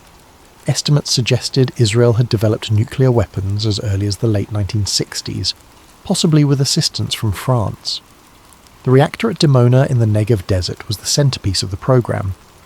But like South Africa, Israel faced a problem. You can build weapons in secret. You can develop the infrastructure, refine the materials, assemble the devices. But at some point, if you want a credible deterrent, you need to know they work. And testing inside Israel was unthinkable. Too small, too densely populated, too close to hostile neighbours who would immediately detect and exploit any nuclear test for propaganda and diplomatic purposes. What Israel needed was a partner, a nation with remote territory, a nation with shared interests, a nation also developing nuclear weapons and facing international isolation. South Africa fit perfectly. By the late 1970s, Israel and South Africa had developed close military ties, arms sales, intelligence sharing, joint development programs, and, according to multiple intelligence assessments, nuclear cooperation. A joint Israeli-South African nuclear test in the remote Southern Ocean would serve both nations' interests. Israel would get verification that its weapons worked. South Africa would benefit from Israeli technical expertise. Both could maintain plausible deniability. The location of the Vela flash, somewhere in the southern Indian Ocean or South Atlantic, was consistent with this theory. Remote, international waters, far from major shipping lanes, close enough to South African territory for logistical support, but far enough to maintain deniability. Everything fit. The intelligence community's assessment was clear. The Vela flash was most likely a clandestine nuclear test conducted by South Africa, possibly in cooperation with Israel. But confirming this publicly would create an immediate crisis. It would mean a nation had violated the Limited Test Ban Treaty. It would mean the nuclear non-proliferation regime was failing. It would mean new nations were joining the nuclear club outside the established framework. And it would mean the United States would be forced to take action, impose sanctions, possibly trigger a broader diplomatic crisis at a time when the Carter administration was already struggling with crises in Iran, with the Soviet invasion of Afghanistan, with an energy crisis at home. The political calculation was brutal. Confirming the truth would cause more problems than it would solve. So instead of making a definitive announcement, the White House made a different decision. Order a review, form a panel, re-examine the data, and find a way to make this problem disappear. Chapter 4. The Carter administration intervenes. President Jimmy Carter was briefed on the Vela incident within days of the flash. Years later, after leaving office, Carter would discuss the incident in interviews and in his personal writings. His recollection was telling. He believed, at least initially, that the flash was a nuclear test. The data was compelling. The intelligence assessments were consistent. Everything pointed to a real detonation. But Carter also understood the implications. If the United States confirmed that a nation had conducted a secret nuclear test, it would trigger a cascade of consequences. International treaties would be violated. The United Nations would demand investigations. Sanctions would have to be imposed. Diplomatic relationships would be strained. And in 1979, the Carter administration was already dealing with multiple crises. The Iranian Revolution had just toppled the Shah. American hostages would soon be seized in Tehran. The Soviet Union was about to invade Afghanistan. The global balance of power was shifting. Adding a nuclear crisis to the mix was politically untenable, so the decision was made. Instead of announcing that a nuclear test had occurred, the administration would form a special scientific panel to review the data and determine if there could be any alternative explanation. The goal wasn't necessarily to find the truth. The goal was to find doubt, to create enough scientific ambiguity that the United States could avoid making a definitive statement, to buy time, space, and diplomatic flexibility. The panel would be led by a man named Jack Ruina, a former Pentagon scientist and arms control expert, someone with credibility in the scientific community and experience navigating the intersection of science and policy. The panel's official mandate was to determine whether the Vela signal could have been caused by something other than a nuclear explosion. And over the following months, that's exactly what they tried to do. Chapter 5. The Ruina Panel. The Ruina Panel began its work in late 1979 and continued into 1980. The task was straightforward on paper: examine all available data and determine the most likely explanation for the Vela flash. But the political pressure was enormous. The panel reviewed the satellite data, the light curves, the sensor readings. They examined the hydroacoustic signals from Navy listening stations. They analysed weather patterns, ionospheric data, and astronomical records, and they began proposing alternative explanations. Could it have been a meteor, a small asteroid entering the atmosphere at just the right angle, with just the right composition, to produce a double flash? Possible, but meteor specialists pointed out that meteors don't produce the specific double hump pattern seen in nuclear explosions, and the probability of a meteor strike occurring at precisely the location and time to mimic a nuclear signature was vanishingly small. Could it have been lightning? A rare atmospheric phenomenon, perhaps a massive superbolt that somehow triggered the sensors? Again, possible in theory, but lightning doesn't create the same spectral signatures as nuclear explosions. The light from lightning has a different colour distribution, a different intensity pattern, a different temporal profile. Could it have been a sensor malfunction? Perhaps Vela 6911 had experienced a technical failure, generating false readings? But the satellite had been functioning perfectly before and after the incident, and other monitoring systems had detected anomalies at the same time. Multiple independent. Sensors don't malfunction simultaneously in ways that all mimic a nuclear explosion. The panel considered and rejected numerous hypotheses, and yet when the final report was released in the summer of 1980, the conclusion was carefully worded. The panel stated that the signal was probably not from a nuclear explosion. Not definitely not. Not conclusively ruled out. Probably not. The report acknowledged that no definitive alternative explanation had been found. It admitted that the signal resembled a nuclear detonation, but it suggested that unusual atmospheric conditions, combined with possible sensor anomalies, could have created a false positive. The conclusion was deliberately vague, designed to create just enough doubt to allow the government to avoid making a firm declaration. And with that report, the official position of the United States government became clear. The Vela incident was not a nuclear test. Case closed. Except the case was far from closed. Chapter 6. The scientists who disagreed. Not everyone accepted the Ruiner panel's conclusion. Richard Garwin, one of the most respected physicists in America, a man who had helped design the hydrogen bomb, publicly disputed the findings. Garwin reviewed the data independently and concluded that the signal strongly supported a nuclear test. He argued that the double flash pattern, the intensity, the duration, all matched known nuclear explosions. He challenged the panel to provide a credible alternative explanation, and when none was offered, he stood by his assessment. Other scientists joined the dissent. They pointed out that the Vela satellites had operated for 16 years without a single false positive, suggesting that this one incident was a sensor error required believing in an extraordinary coincidence. They noted that independent monitoring systems had detected anomalies consistent with a nuclear explosion. The probability that all of these systems would simultaneously malfunction or misinterpret natural phenomena in precisely the same way was statistically absurd. They questioned the political motivations behind the panel's conclusion, suggesting that the vague language was designed to provide diplomatic cover rather than scientific clarity. But the dissent was largely ignored. The mainstream media accepted the government's position. The Vela incident faded from public attention, and the official narrative remained unchanged. It was not a nuclear test. It was something else, something unexplained, but definitely not nuclear. And that's where the story might have ended, buried in classified files and forgotten by history, except the evidence kept surfacing. Chapter 7. The scientists who paid the price. Richard Garwin wasn't just any physicist voicing concerns. He was a legend in the nuclear weapons community, a man who had designed the first hydrogen bomb alongside Edward Teller, a scientific advisor to multiple presidents, a voice that carried weight in the highest levels of government, and after the Vela incident his career trajectory changed.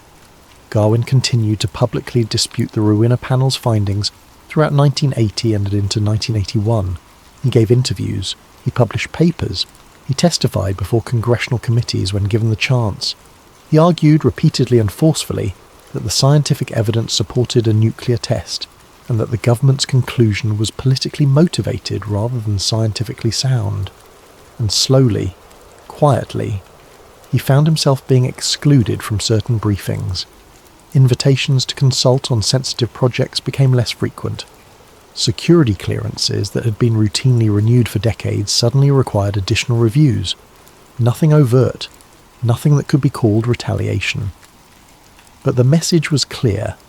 There were some truths you didn't challenge publicly.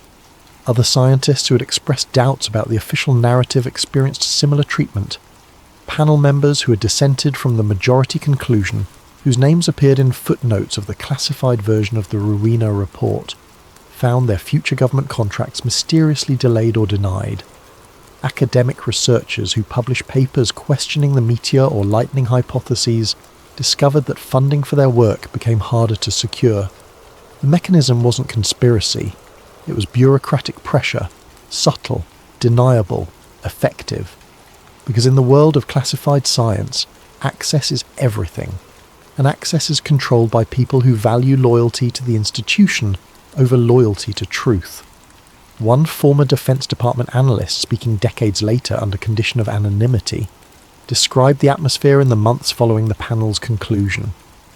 "We all knew what the data showed," he said. "We'd all seen nuclear test signatures before. This was nuclear. But the decision had been made at the highest levels that we weren't going to confirm it. And if you wanted to keep working on nuclear issues, if you wanted to keep your clearance, you learned not to push too hard." The chilling effect was real. Scientists stopped asking questions, researchers moved on to other topics, and the official narrative solidified, not because it was scientifically sound, but because challenging it had become professionally dangerous. Chapter 8. The search that was designed to fail. The story of the search for radioactive debris is even more troubling when you examine the details. Standard protocol for suspected nuclear events was well established by 1979. Detection, assessment, immediate deployment of sampling aircraft to collect air samples and particulate matter. Speed was essential. Radioactive debris from atmospheric nuclear tests disperses rapidly. Within hours, it can spread over hundreds of miles. Within days, it can circle the globe at high altitudes. Within weeks, it becomes so diluted that detection is nearly impossible. The Air Force had specialised aircraft ready for exactly this mission. Blue C-135 Constant Phoenix planes, flying laboratories equipped with filters and sensors designed to collect and analyse airborne radioactive particles. These planes were deployed regularly during the Cold War to sample Soviet and Chinese nuclear tests. They knew the protocols, they knew the urgency. So when did they deploy after the Vela flash? The first sampling missions didn't launch until nearly a week after the event. A week! By that time, any debris would have been scattered across vast areas of the southern hemisphere, diluted by weather systems mixed with natural background radiation, and the search area was enormous. The Vela satellite could pinpoint the flash to within hundreds of miles, but that still left a search zone covering hundreds of thousands of square miles of empty ocean. The sampling flights conducted a handful of passes over the suspected region. They collected air samples at various altitudes. They analysed filters for radioactive particles, and officially, they found nothing definitive. But here's where the story gets strange. Flight logs from those missions, partially declassified years later, show unusual patterns. Some flights were routed through areas that seemed inconsistent with the satellite data. They sampled regions north of the suspected detonation site, when prevailing winds would have carried debris southeast. Flight durations were shorter than standard protocols required.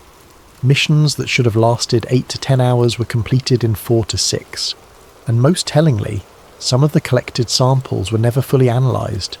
A former Air Force technician who worked on the sampling program spoke to researchers in the 2000s, decades after the event.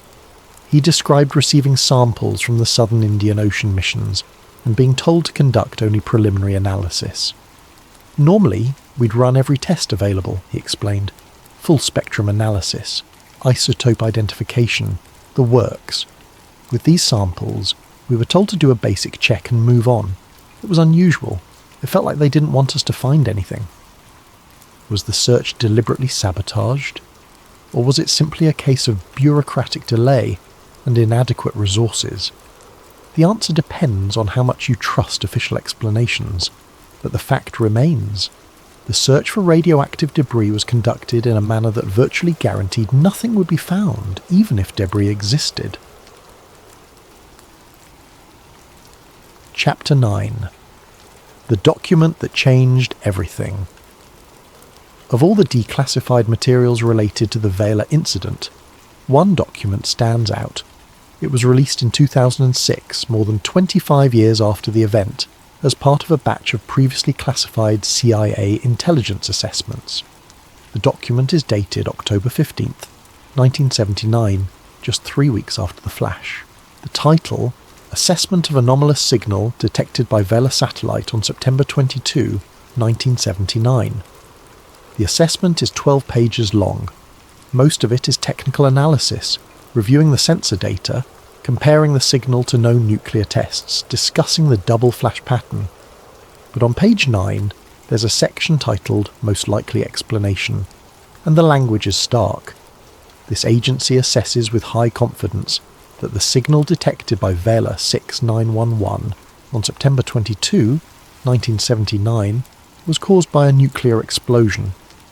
The optical signature, intensity profile, and temporal characteristics are consistent with an atmospheric or near-surface detonation in the 2 to 4 kiloton range. It continues, we assess with moderate confidence that the test was conducted by the Republic of South Africa, possibly in cooperation with Israel. Both nations have motives to conduct clandestine testing, access to remote maritime regions suitable for such a test, and established patterns of military cooperation that would facilitate joint operations. The document then discusses the political implications. Public confirmation of this assessment would likely require the United States to impose sanctions on South Africa and potentially strain relations with Israel. Given current geopolitical priorities and the lack of direct evidence that could withstand international scrutiny, this agency recommends that definitive attribution be avoided pending further investigation. In other words, the CIA knew, they assessed it was nuclear, they identified the likely perpetrators, and they recommended keeping it quiet for political reasons. The document was classified top secret at the time. It was not shared with the public.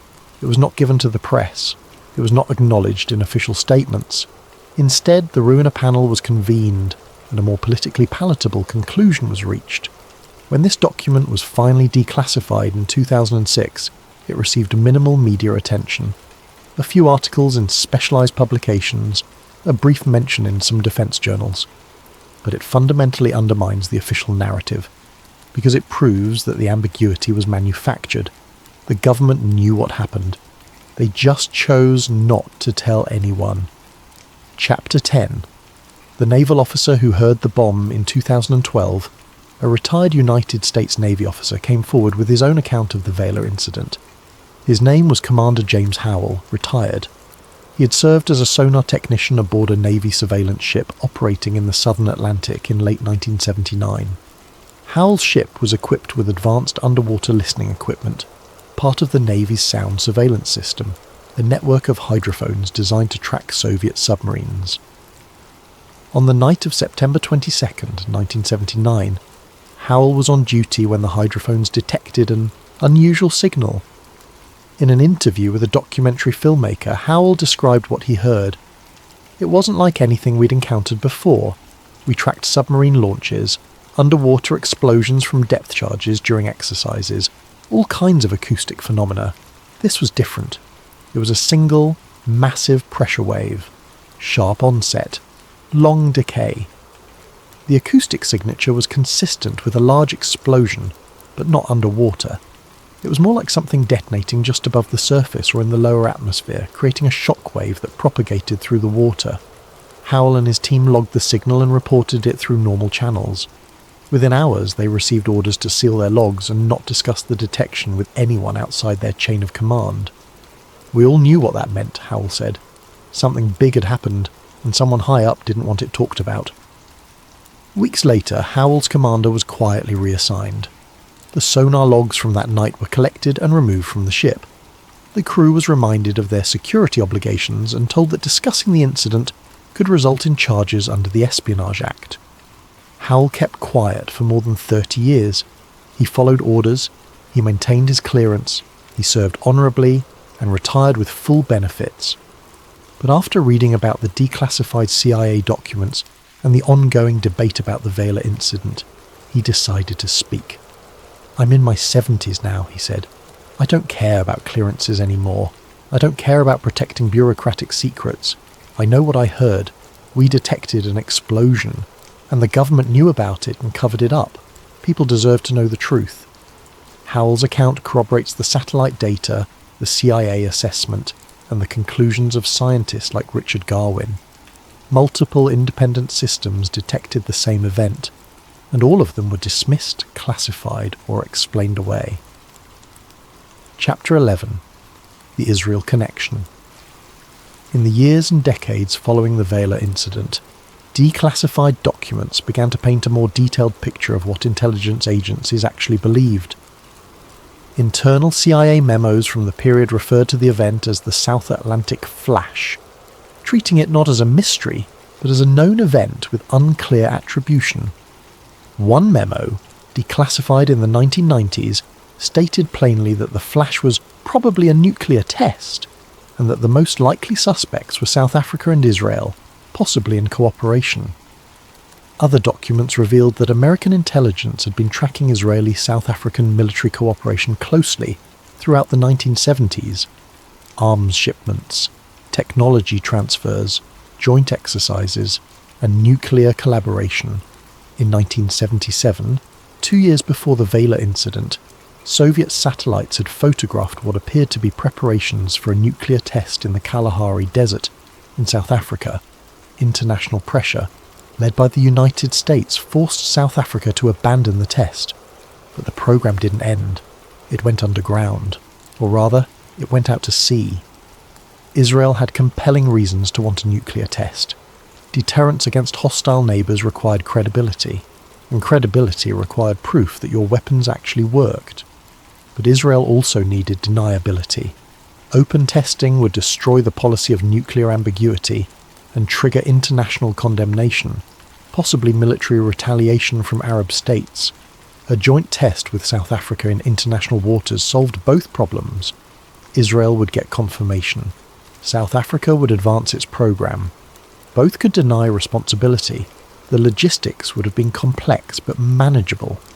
A small nuclear device could be placed on a ship or barge, towed to a remote location, and detonated underwater or in the air just above the surface.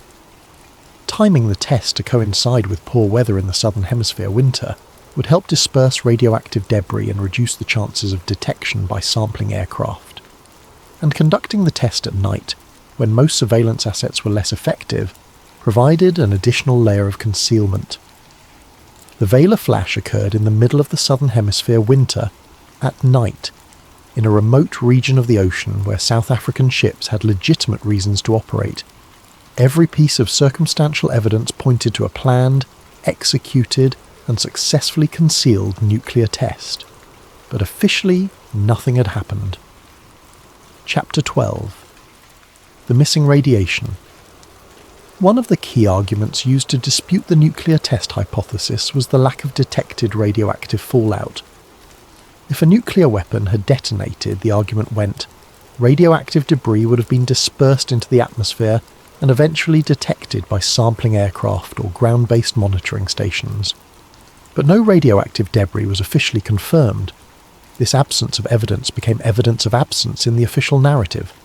Except the story of the search for radioactive debris is itself suspicious.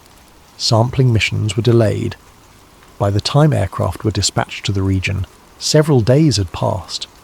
Weather patterns had shifted.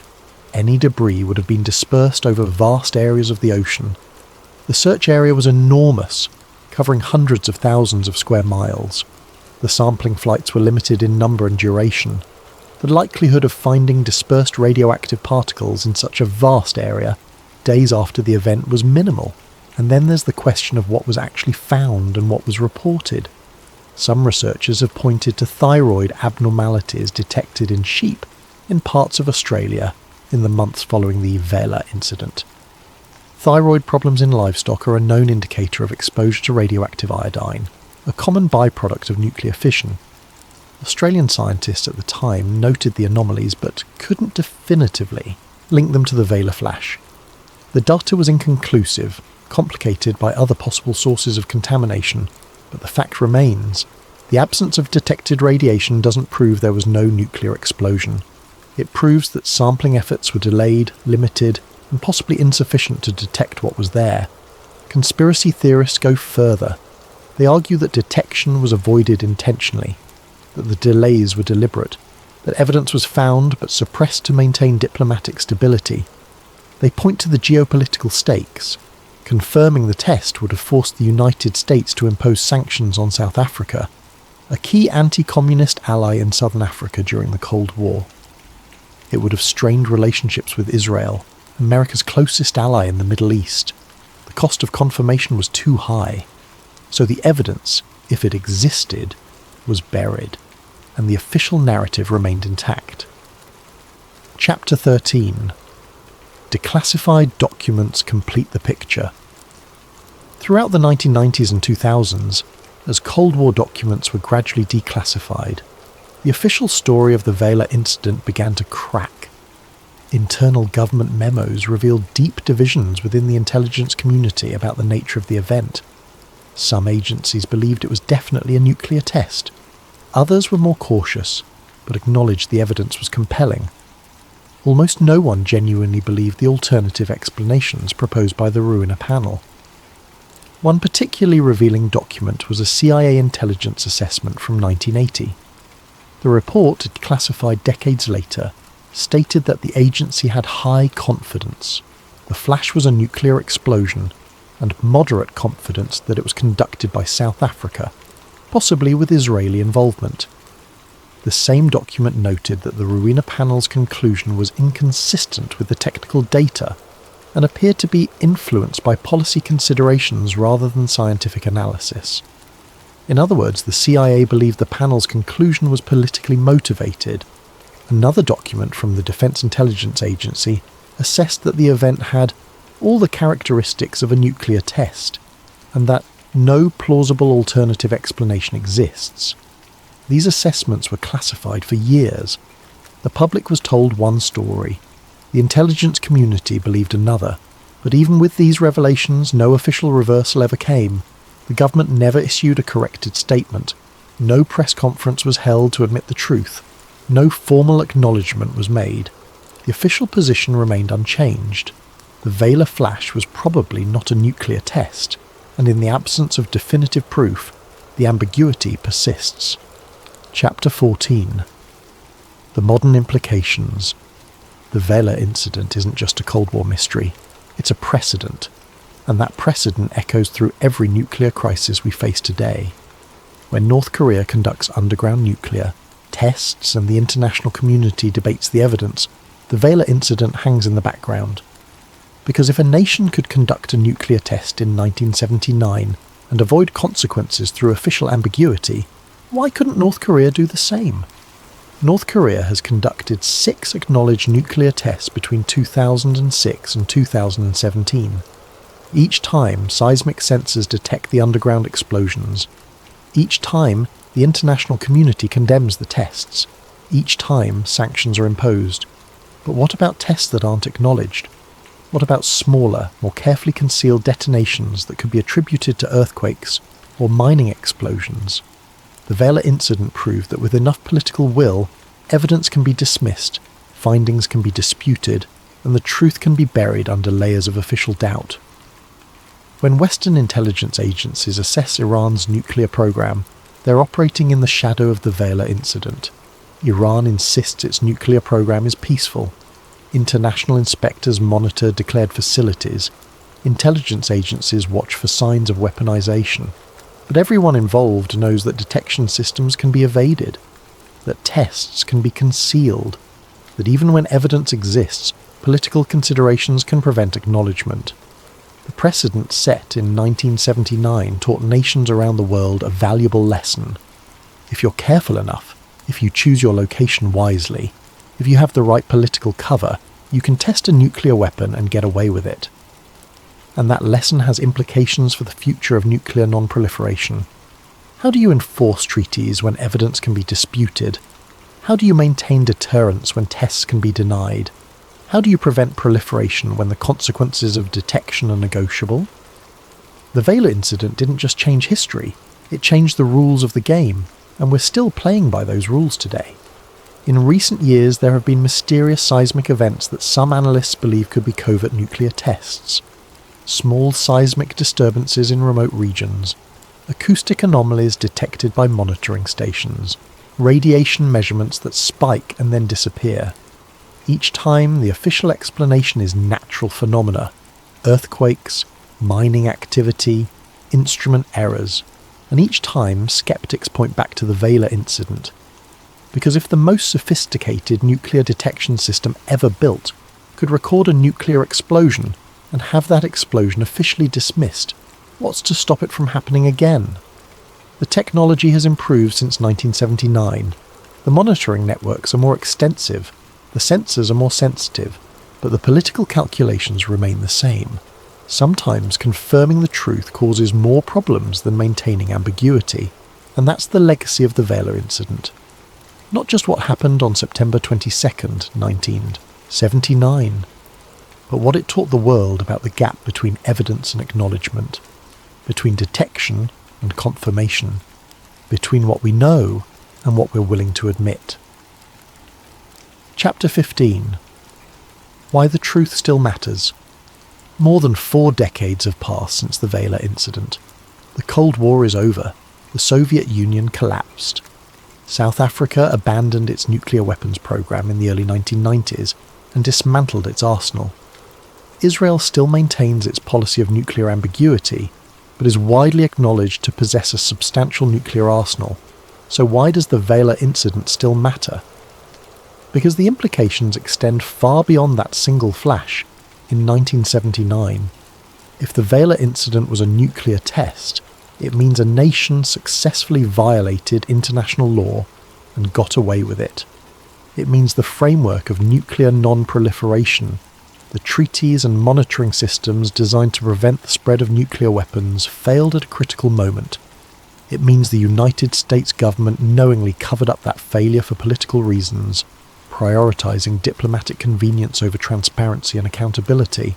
And it means that other nations, watching and learning from this precedent, understood that clandestine nuclear tests are possible, that with enough planning, enough secrecy, enough political cover, you can test a nuclear weapon and avoid consequences. But if the Vela incident was not a nuclear test, if the government's explanation is accurate, then the implications are equally troubling. It means the most sophisticated nuclear detection system ever built failed. Once, and only once.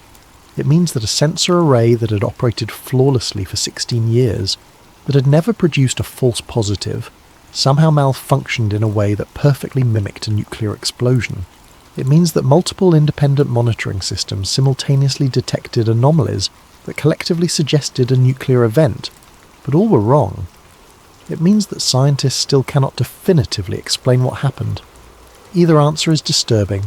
Either we live in a world where nuclear tests can be hidden and covered up, or we live in a world where our best monitoring systems can fail in catastrophic and unexplained ways. Both possibilities undermine confidence in the global non-proliferation regime. Both suggest that the systems designed to keep us safe from nuclear threats are more fragile than we'd like to believe. Chapter 16. The Witnesses Who Disappeared. Over the years, researchers and journalists have tried to track down the people who were directly involved in the Vela incident response, the satellite operators who first received the data, the intelligence analysts who wrote the initial assessments, the Navy personnel who detected the acoustic signals, the Air Force pilots who flew the sampling missions. Many are deceased, others retired and disappeared from public view. Some signed lifetime non-disclosure agreements that prevent them from speaking, but a few have come forward, usually near the end of their lives, when the weight of the secret becomes heavier than the consequences of speaking. In 2015, a former satellite data analyst named Patricia Hendricks gave an interview to a researcher investigating the Vela incident. Hendricks had worked at the Air Force Technical Application Center in the early 1980s, reviewing satellite data and writing assessments for military leadership. She had access to the classified files on the Vela flash. The original reports were definitive, she said. There was no ambiguity in the technical analysis.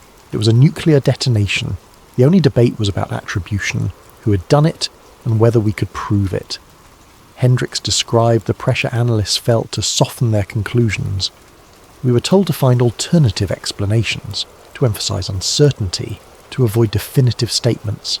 It wasn't about the science anymore. It was about what the White House wanted to hear. When asked if she believed the official conclusion, Hendricks laughed. No one who actually looked at the data believed it was anything other than nuclear. But we had careers to protect, families to support. You learn to write reports that say what you're supposed to say, even when you know it's not true. Another witness, a former CIA officer named Thomas Reynolds, spoke to journalists in 2018, shortly before his death from cancer. Reynolds had been stationed in the Middle East in the late 1970s, monitoring Israeli military activities. "We knew about the cooperation with South Africa," he said. "We had reports of Israeli technicians working at South African facilities. We intercepted communications discussing joint projects.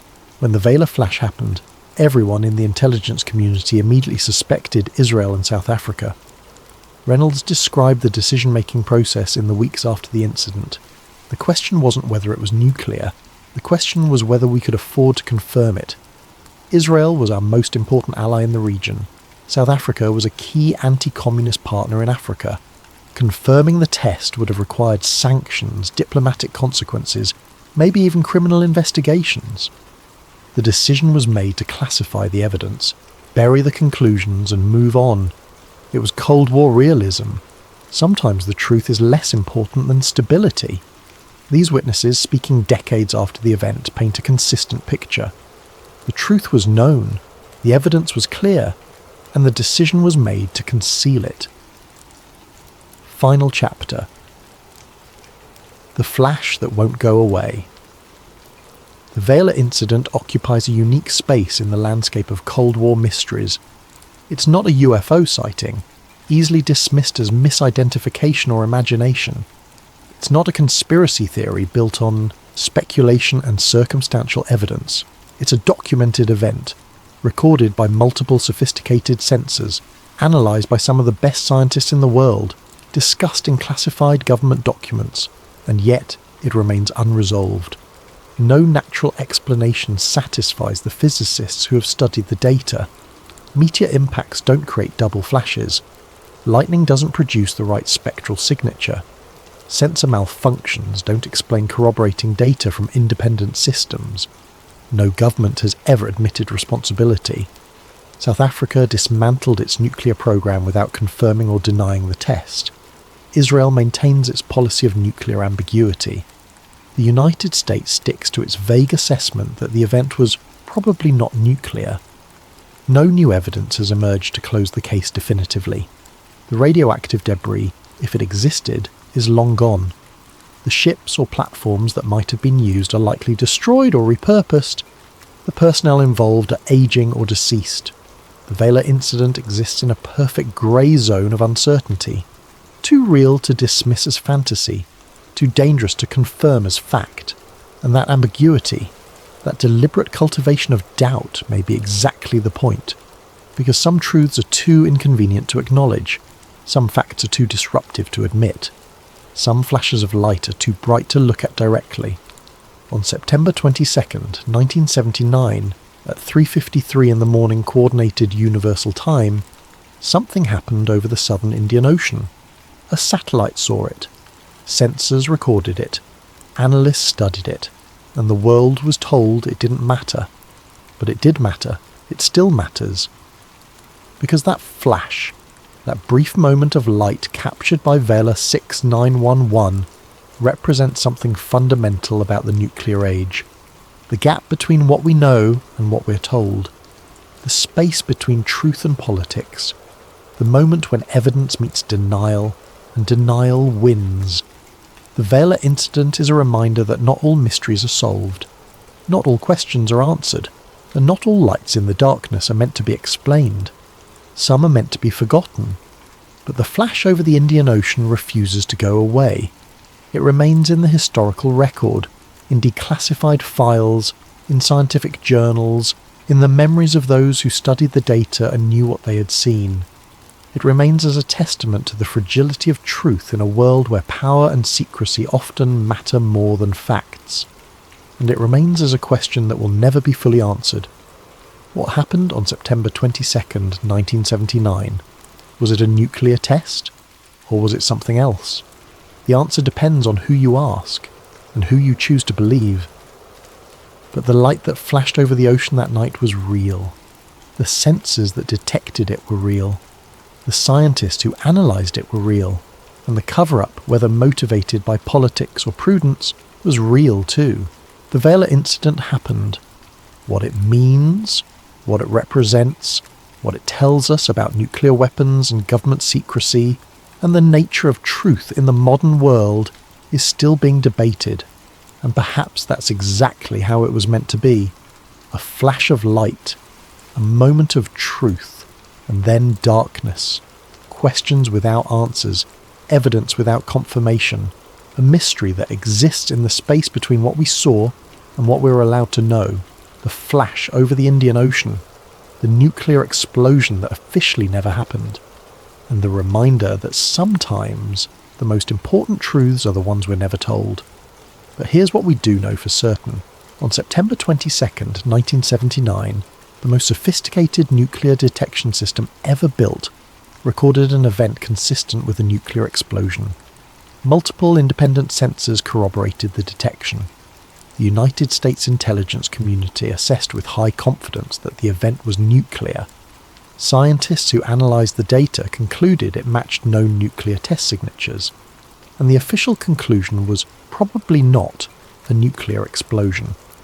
That gap, that chasm between evidence and acknowledgement, tells us everything we need to know about how governments handle inconvenient truths. It tells us that detection doesn't guarantee disclosure, that evidence doesn't guarantee acknowledgement, that sometimes the machinery of power decides that ambiguity serves the national interest better than truth. The Vela incident is a case study in institutional denial, not the denial of conspiracy theorists who reject all official narratives, but the denial of institutions that shape official narratives to serve political ends.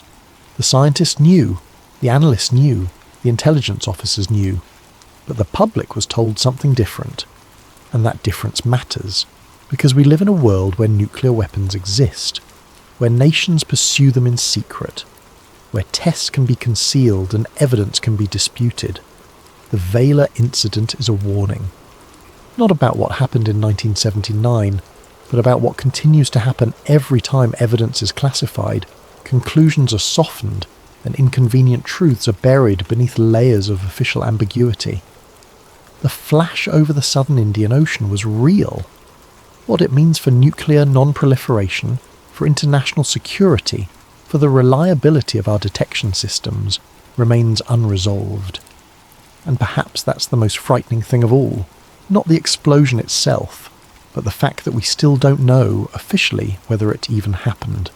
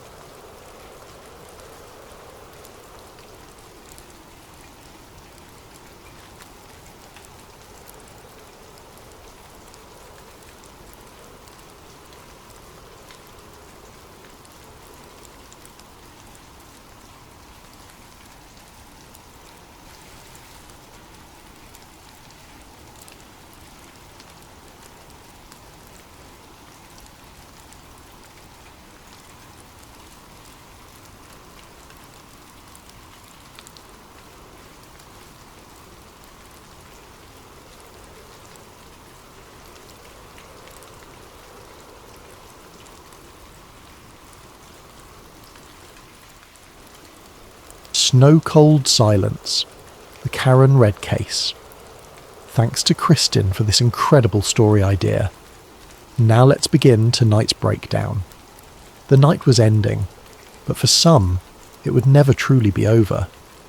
Picture a quiet Massachusetts suburb blanketed in fresh snow. The kind of snow that muffles sound, that makes the world feel suspended in time. In those early morning hours of January 29th, 2022, a Lexus SUV backed out of a residential driveway at 7 minutes past 5 in the morning. The camera captured it all in grainy detail. Inside that vehicle sat Karen Reed, a financial analyst whose life was about to become a national obsession. What she didn't know as those tyres crunched over ice was that her boyfriend, Boston police officer John O'Keefe, lay dying in the snow just miles away. And what none of them knew was that this death would unravel into one of the most controversial criminal cases in modern Massachusetts history, splitting a community down the middle and raising questions that still echo through courtrooms and living rooms across America. This is not just a story about a death in the snow. This is a story about what happens when the people sworn to find the truth might be the ones hiding it. The night everything changed. January 28th, 2022 started like many winter weekends in the Boston area.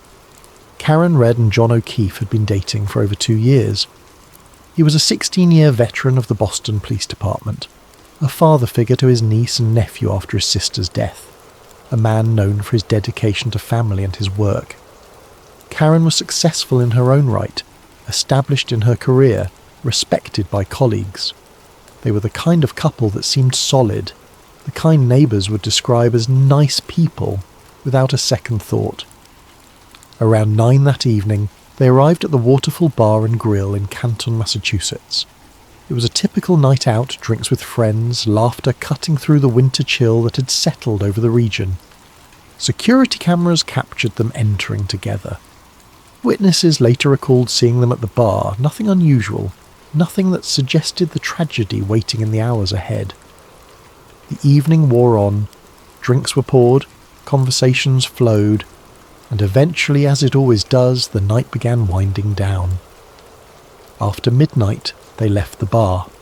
This is where the story everyone thought they knew begins to fracture into competing narratives, each one claiming truth, each one pointing fingers in different directions. According to the prosecution's version of events, Karen and John drove to 34 Fairview Road, the home of Brian Albert, a former Boston police officer who had retired from the force. It was supposed to be an after-party, a chance to continue the night's festivities in a more private setting. But somewhere in the confusion of that snowy night, something went terribly wrong. At 7 minutes past 5 on the morning of January 29th, surveillance footage captured Karen's Lexus SUV backing out of the garage at John's residence in Canton. The timestamp would become crucial, dissected frame by frame in the investigation to come. Shortly after that footage was recorded, John O'Keefe was found lying in the snow outside 34 Fairview Road. He was unresponsive, his body already succumbing to the brutal Massachusetts winter. Emergency responders arrived to find a man face down in the snow, his clothing soaked through, his body temperature dangerously low. They rushed him to the hospital, but the damage was done. At 59 minutes past 7 that morning, John O'Keefe was pronounced dead. The cause, according to the initial medical examination, was blunt force trauma to the head combined with hypothermia. A police officer, a father figure, a boyfriend, gone in the span of a few frozen hours. The question everyone immediately asked was simple. What happened? The answer, it turned out, was anything but simple. The investigation begins. When a police officer dies under mysterious circumstances, the investigation typically moves with precision and urgency. Fellow officers rally to find answers, to bring closure to the family, to ensure that justice is served. This case would follow that pattern, but with twists that no one could have predicted. Within days, investigators had begun piecing together what they believed was a clear narrative. They focused on Karen Reed. Her vehicle had a cracked tail light. Fragments of red and clear plastic consistent with automotive taillight material were found at the scene where John's body was discovered. Karen had been drinking that night, and her blood alcohol level, recorded later that morning, was elevated. To the initial investigators, it seemed straightforward. A tragic accident caused by impaired driving. Karen had struck John with her vehicle, either while dropping him off or during some kind of altercation, and then fled the scene in panic or confusion. On February 2nd, just 4 days after John's death, Karen Reed was arrested. The charges were severe: manslaughter, motor vehicle homicide, and leaving the scene of an accident resulting in death. Each charge carried significant prison time. The district attorney's office presented their case to the public with confidence. They had physical evidence, they had motive in the form of relationship troubles, and they had witnesses who would testify to seeing the aftermath. But even as the prosecution built their case, cracks were beginning to show. Questions emerged that didn't have easy answers. Witnesses offered contradictory statements. Evidence that should have been clear-cut became murky under scrutiny. And Karen Reed, through her attorneys, began to tell a very different story. The defence didn't just argue that Karen was innocent of accidentally striking John with her vehicle. They argued something far more explosive, that John O'Keefe never died, outside 34 Fairview Road. They claimed he died inside the house, the victim of an assault by people who were supposed to be his friends, his colleagues in law enforcement.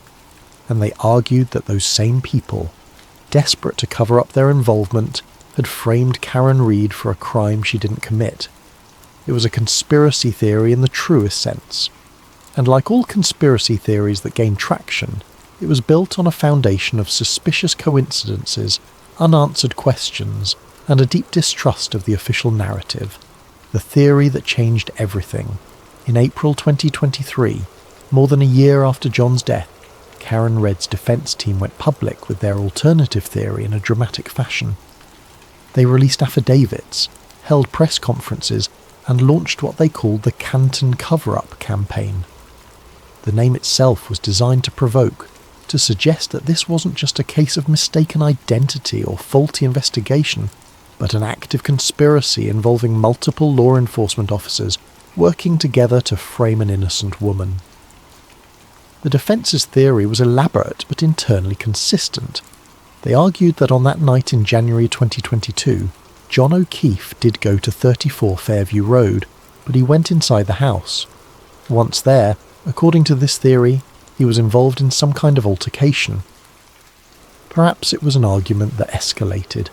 Perhaps it was a physical confrontation that went too far. The specifics were unclear, but the result, the defence claimed, was that John was severely injured inside that home. Faced with a dying or dead police officer in their house, the occupants panicked. These weren't random civilians. They were current and former law enforcement, people who understood exactly how serious the situation was, people who knew how investigations worked, people who had the connections and knowledge to potentially manipulate the system. So instead of calling for help, instead of telling the truth, they made a different choice. They carried John's body outside, placed him in the snow, and began constructing an alternative narrative that would shift blame onto Karen Reed. It sounds almost too calculated to be believable, but the defence had evidence to support their claims, and some of it was genuinely disturbing. The most striking piece of evidence was a Google search conducted on a phone associated with the Albert household. At 27 minutes past 2 in the morning on January 29th, hours before John's body was officially discovered, someone searched for the phrase, "How long to die in cold." The timestamp was crucial. If John was already outside at that time, dying in the snow, why would someone inside the house be searching for information about how long hypothermia takes to kill? The defence argued this search was made by someone who knew John was outside, someone who was watching the clock, someone who needed to know how long to wait before discovering the body. Then there was the tail light. The prosecution's case relied heavily on the cracked tail light of Karen's Lexus as proof that she had struck John with her vehicle. but the defence brought in experts who examined photographs of the tail light taken at different times during the investigation. These experts testified that the damage pattern didn't match what would be expected from striking a person. More concerning, they claimed the photographs showed the tail light had been damaged further between initial evidence photos and later examination, suggesting someone had tampered with the evidence to make it appear more consistent with the prosecution's theory. Witness statements also began to unravel under scrutiny. Multiple people who were at 34 Fairview Road that night gave statements to police. But their accounts didn't align. Some said they never saw John arrive. Others said they were asleep and didn't know he'd been there at all. But phone records and other evidence suggested more activity in the house during the crucial hours than these witnesses were admitting. Why would people lie about whether they saw John unless they had something to hide? The investigation of the investigators. As the defence's theory gained public attention, scrutiny fell on the people conducting the investigation. And what emerged from that scrutiny was deeply troubling, regardless of which version of events you believed. The lead investigator on the case was Massachusetts State Police Trooper Michael Proctor. On the surface, he seemed like a competent officer with years of experience. But as the case progressed, text messages from Proctor's phone were uncovered and released to the defence as part of discovery. What those texts revealed was shocking. Proctor had sent numerous messages to friends and fellow officers about Karen Reed, and they were vicious. He mocked her appearance, made crude sexual comments, and expressed frustration with the case. In one particularly damaging exchange, he wrote about the difficulties in proving the prosecution's theory. "We won't be able to prove she hit him with her car. All the powers that be want answers ASEEP. Zero chance she skates." Read that again. The lead investigator, early in the investigation, was already expressing doubt about whether they could prove their own theory, while simultaneously stating that pressure from superiors meant Karen couldn't be allowed to avoid charges. That's not how justice is supposed to work. Investigations are meant to follow the evidence wherever it leads, not to start with a conclusion and work backward to justify it. The texts got worse. Proctor discussed wanting to use his badge to gain access to Karen's private medical records. He joked about inappropriate searches of her personal information.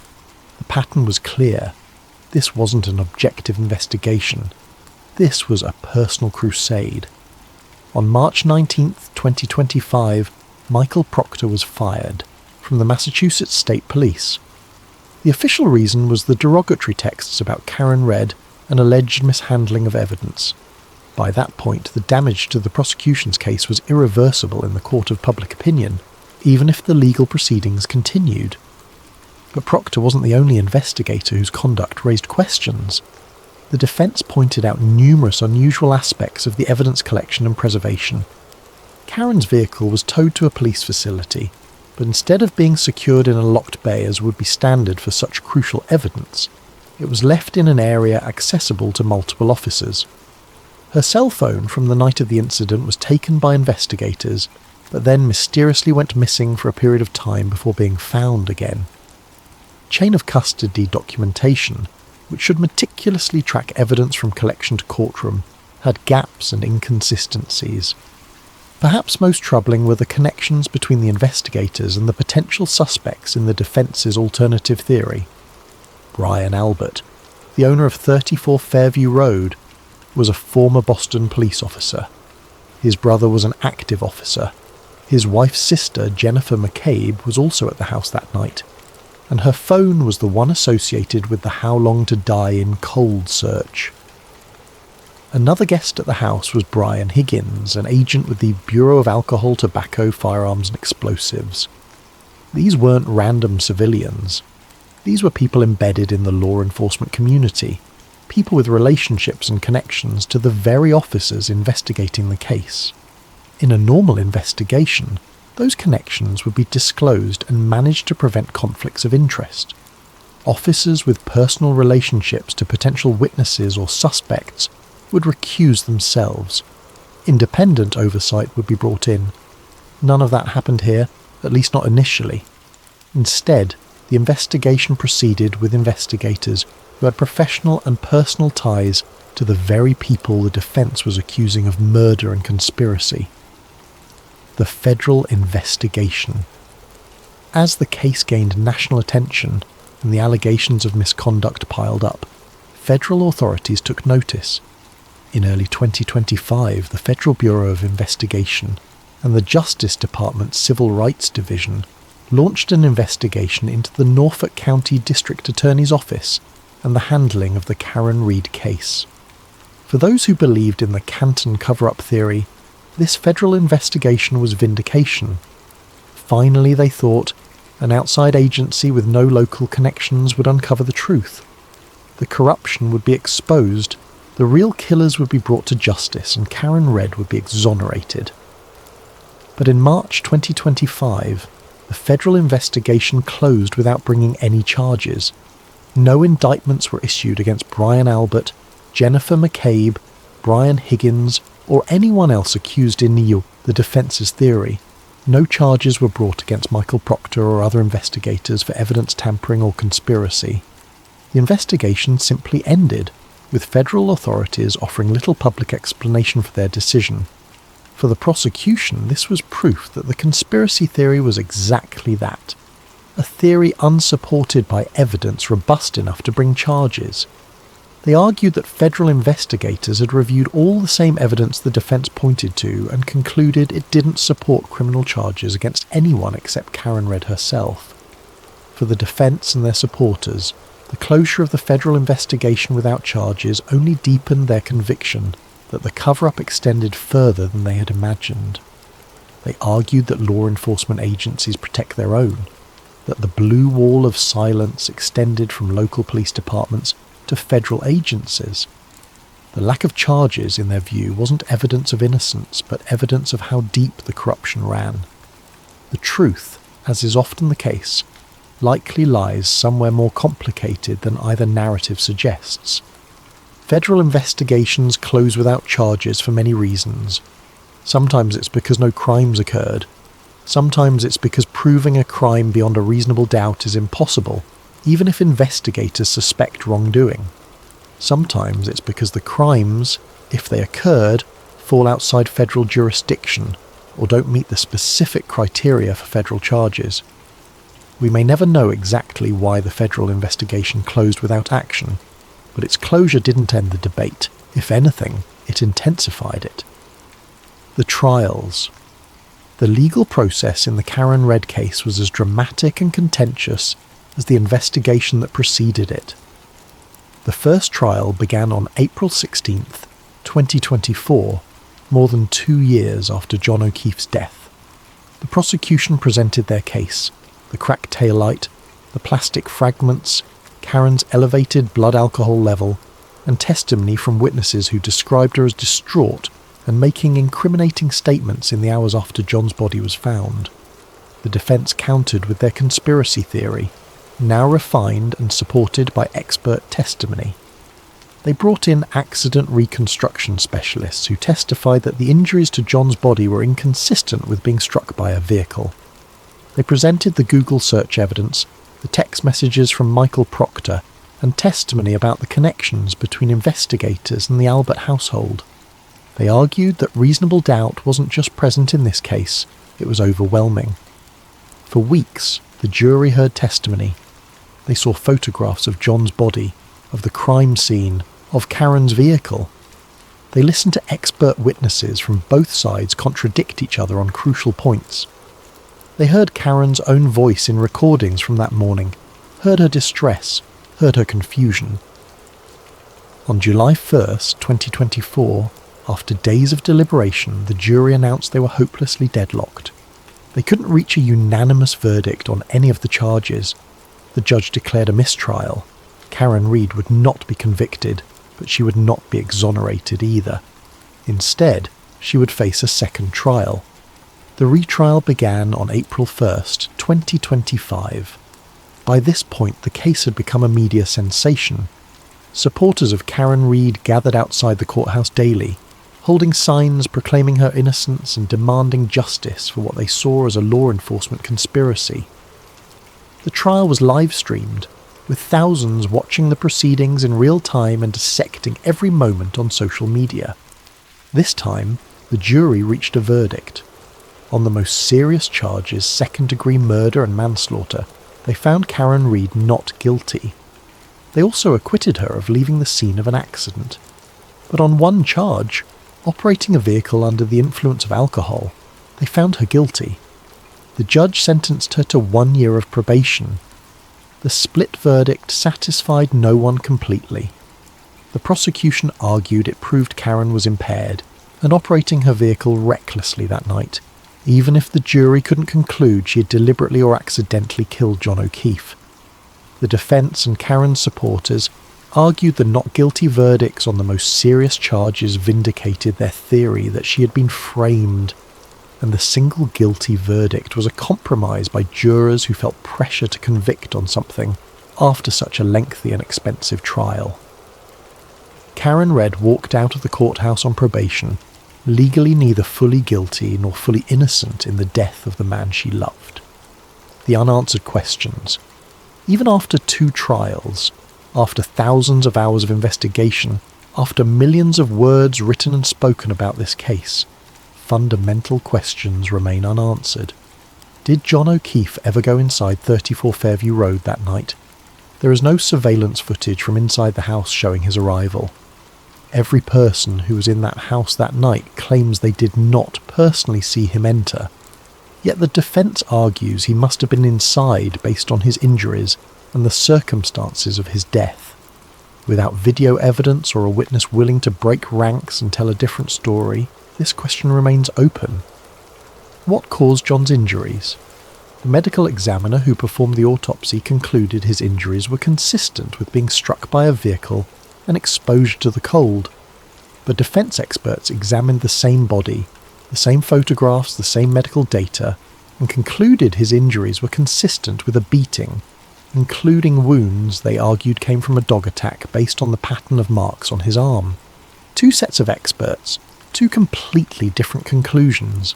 Both can't be right, but how is a jury, or the public, supposed to determine which experts to believe? When exactly did John die? The timeline is crucial to both theories. The prosecution needs him to have been struck by Karen's vehicle and left outside to die in the early morning hours. The defence needs him to have been alive inside the house long enough for the conspiracy to unfold and for that Google search about hypothermia timing to make sense. Phone records show John's phone locked and stopped recording activity at a specific time, but does that mean he died then? Or just that his phone died or was damaged? Who made that Google search? The search for how long to die in cold came from a phone associated with Jennifer McCabe, who was at the Albert House that night. When questioned about it, she denied making the search and suggested it must have been a mistake or an artifact of some technical glitch. Forensic analysts confirmed the search was real and occurred at the timestamp indicated. So who made it and why? Was evidence tampered with? The defence presented testimony suggesting Karen's taillight was damaged further during the investigation to make it more consistent with the prosecution's theory. They pointed to inconsistencies in photographs taken at different times. The prosecution argued any apparent differences were due to lighting, camera angles, or the natural process of collecting and examining fragile evidence. Without a video recording of every moment the vehicle was in custody, proving tampering definitively is nearly impossible, but the suggestion alone casts doubt on the evidence's reliability. Why did Michael Proctor send those texts? Even people who believe in Karen's guilt struggle to defend Proctor's conduct. His messages were inappropriate by any standard, and his admission that they struggled to prove their own theory, while feeling pressure to secure a conviction, is deeply troubling. Was he just a crude, unprofessional investigator who nonetheless pursued a legitimate case, or were his texts evidence of a predetermined conclusion he was trying to justify after the fact? The broader context. The Karen Read case didn't happen in a vacuum.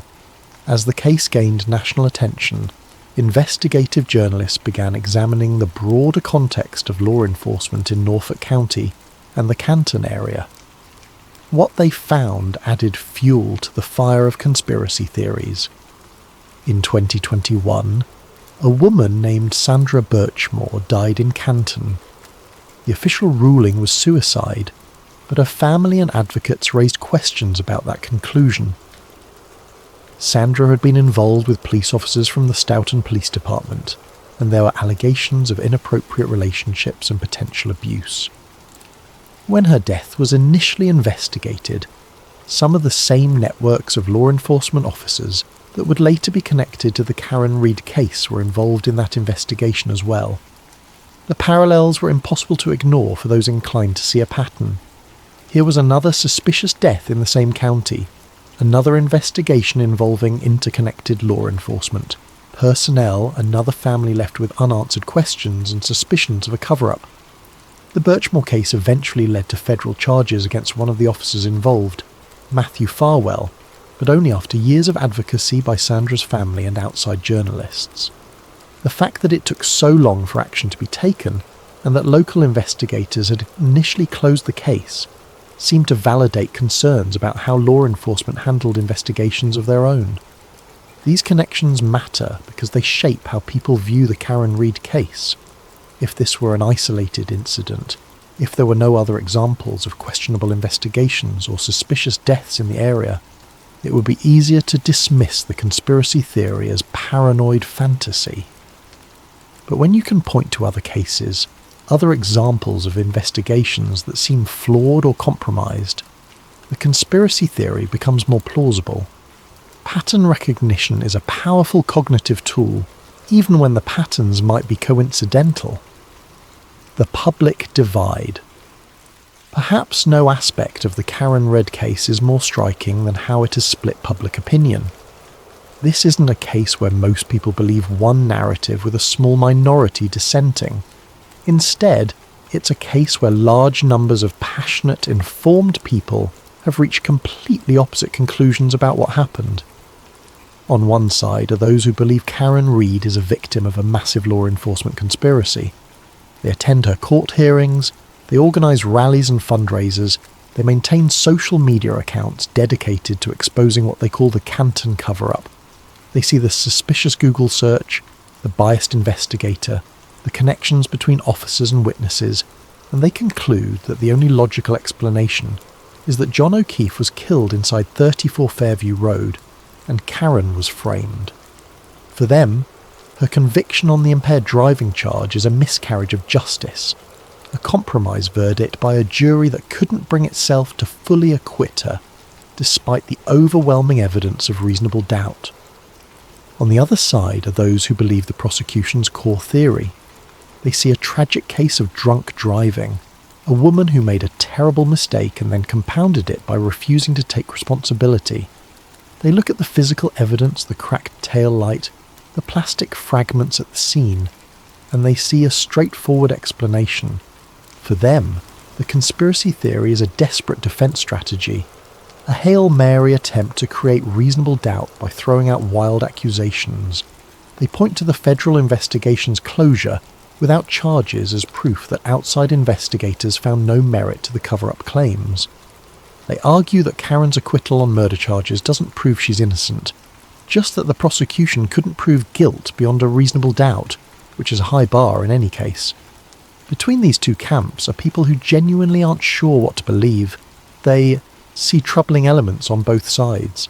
They think Karen might have been involved in John's death, while also believing the investigation was compromised and potentially corrupt. They can imagine scenarios where John went inside the house, but then came back outside where Karen accidentally struck him. They wonder if the truth is some combination of both narratives that neither side is willing to acknowledge. This divide isn't just about the facts of the case, it's about deeper questions of trust. Do you trust law enforcement to investigate itself? Do you believe officers will tell the truth even when it implicates their colleagues and friends? Do you think the justice system works? Or do you think it's rigged in favour of those with power and connections? For many people, the Karen Reid case became a referendum on those questions, rather than just a determination of what happened on one snowy night in January. If you already distrusted police, if you already believed the system was corrupt, then the Canton cover-up theory made perfect sense. If you believed in the integrity of law enforcement and the justice system, then Karen's conviction, even the limited one, seemed appropriate. The aftermath. As of now, the legal proceedings continue in different forms. A civil wrongful death lawsuit was filed on August 23, 2024, by John O'Keefe's family against Karen Reed and 2 Canton bars that served alcohol that night. The lawsuit is currently stayed pending appeals, but it represents another legal front in a case that seems to have no end point. Karen Reed herself remains a controversial figure. To her supporters, she's a folk hero, a whistleblower who exposed corruption at the highest levels of Massachusetts law enforcement. They've raised hundreds of thousands of dollars for her defense, attended every court hearing, and vowed to continue fighting for what they call justice. To her critics, she's a killer who got away with murder through a clever legal strategy and public manipulation. They see her supporters as gullible, taken in by conspiracy theories and anti-police sentiment. The people at 34 Fairview Road that night have largely retreated from public view. Brian Albert sold the house and moved away. Jennifer McCabe has faced harassment and death threats from Karen Reed's supporters who believe she's part of the conspiracy. Brian Higgins has maintained his silence throughout. These are people who, regardless of what happened that night, have had their lives completely upended by their connection to this case. John O'Keefe's family remains caught in the middle. They lost a beloved son, brother and uncle in a tragic death. They want answers, they want justice, but the competing narratives have made it nearly impossible to get either. Some family members have publicly supported the prosecution's case and expressed anger at what they see as Karen's efforts to defame John and deflect blame. Others have remained quiet, perhaps unsure what to believe or simply exhausted by the years of legal battles. The truth in the snow, so what really happened on that night in January 2022? After all the trials, all the evidence, all the testimony, can we say with certainty? The honest answer is no, not with complete certainty. That's the frustrating reality of many criminal cases. The truth exists somewhere in the past, but our ability to reconstruct it is imperfect. We have fragments, security footage, phone records, text messages, physical evidence, witness statements. We try to assemble those fragments into a coherent picture, but the fragments don't always fit together neatly, and different people can arrange them into very different pictures. What we can say is this: John O'Keefe died in the snow outside 34 Fairview Road in the early morning hours of January 29, 2022. His death was tragic and preventable. Whether Karen Reed caused his death through impaired driving, whether people inside that house caused his death through violence, or whether the truth involves some combination of factors we haven't fully understood, John deserved better than to die alone in the cold. We can also say that the investigation into his death was deeply flawed. Even if you believe the prosecution's theory, even if you think Karen Reed is guilty, the conduct of lead investigator Michael Proctor was inexcusable. His biased texts, his expression of doubt about the case combined with determination to secure a conviction, his admitted mishandling of evidence, all of that compromised the investigation. A case this serious deserved better. John's family deserved better. Karen Reed, whether guilty or innocent, deserved an investigation conducted with integrity. We can say that the connections between investigators and potential witnesses raised legitimate questions about conflicts of interest and whether the investigation was truly independent. In any case, but especially one involving law enforcement officers and their families, extra care should be taken to ensure investigators have no personal stakes in the outcome. That didn't happen here, and the failure to maintain proper boundaries opened the door for conspiracy theories that might have been easily dismissed if the investigation had been handled properly from the start. We can say that the justice system, for all its flaws, worked to some degree. Karen Reed had her day in court, actually multiple days across 2 trials. She had competent legal representation. Evidence was examined, witnesses were cross-examined, and juries made their determinations. The fact that the verdicts didn't fully satisfy anyone doesn't mean the system failed. Sometimes justice is messy and incomplete, because the truth itself is messy and incomplete. What we can't say is exactly what happened in those crucial hours. We can't say with certainty whether Karen struck John with her vehicle, or whether he was assaulted inside the house. We can't prove who made that Google search or why. We can't definitively state whether evidence was tampered with, or whether apparent inconsistencies have innocent explanations. These uncertainties will likely never be fully resolved, and people will continue to debate them for years to come. The Watchman. Question. The closing question posed in the outline is perhaps the most important one. When law enforcement investigates itself, who watches the Watchman? This is not a new question. It's been asked throughout history whenever those in power are accused of misconduct. The answer has always been complicated and unsatisfying. We want to believe in oversight mechanisms, in internal affairs divisions, in civilian review boards, in federal investigations. We want to believe that bad actors will be caught and punished, that the system will self-correct. But the Karen Read case exposes the weaknesses in those mechanisms. Michael Proctor conducted a biased investigation for more than a year before his texts were discovered. The connections between investigators and the Albert household weren't flagged early and addressed.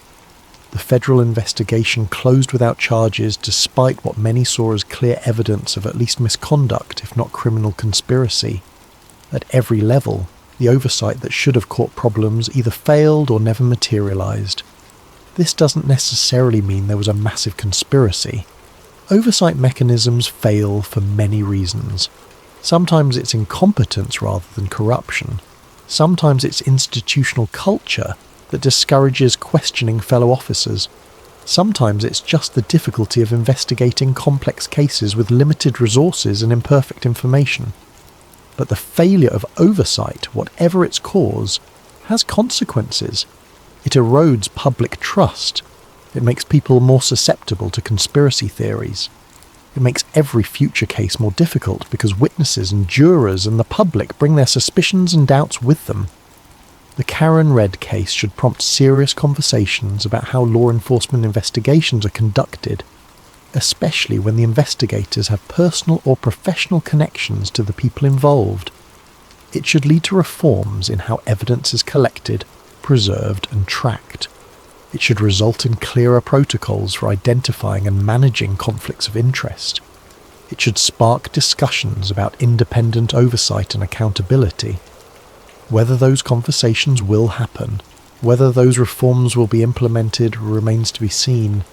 History suggests that real change is difficult and rare. But if John O'Keefe's death can lead to improvements that prevent future miscarriages of justice, whether those future cases involve wrongful convictions or failures to convict the guilty, then something meaningful will have come from this tragedy. The snow remembers. Snow has a quality of preservation. It covers, it conceals, but it also freezes moments in time. When spring comes and the snow melts, what was hidden is revealed. The Karen Read case is like that snow. It covered over questions and contradictions, at least initially. The first narrative, the simple story of a drunk driving accident, seemed to wrap everything up neatly, to freeze the story in a comprehensible form. But as time passed, as the snow metaphorically melted under scrutiny, what was revealed was far more complex and troubling.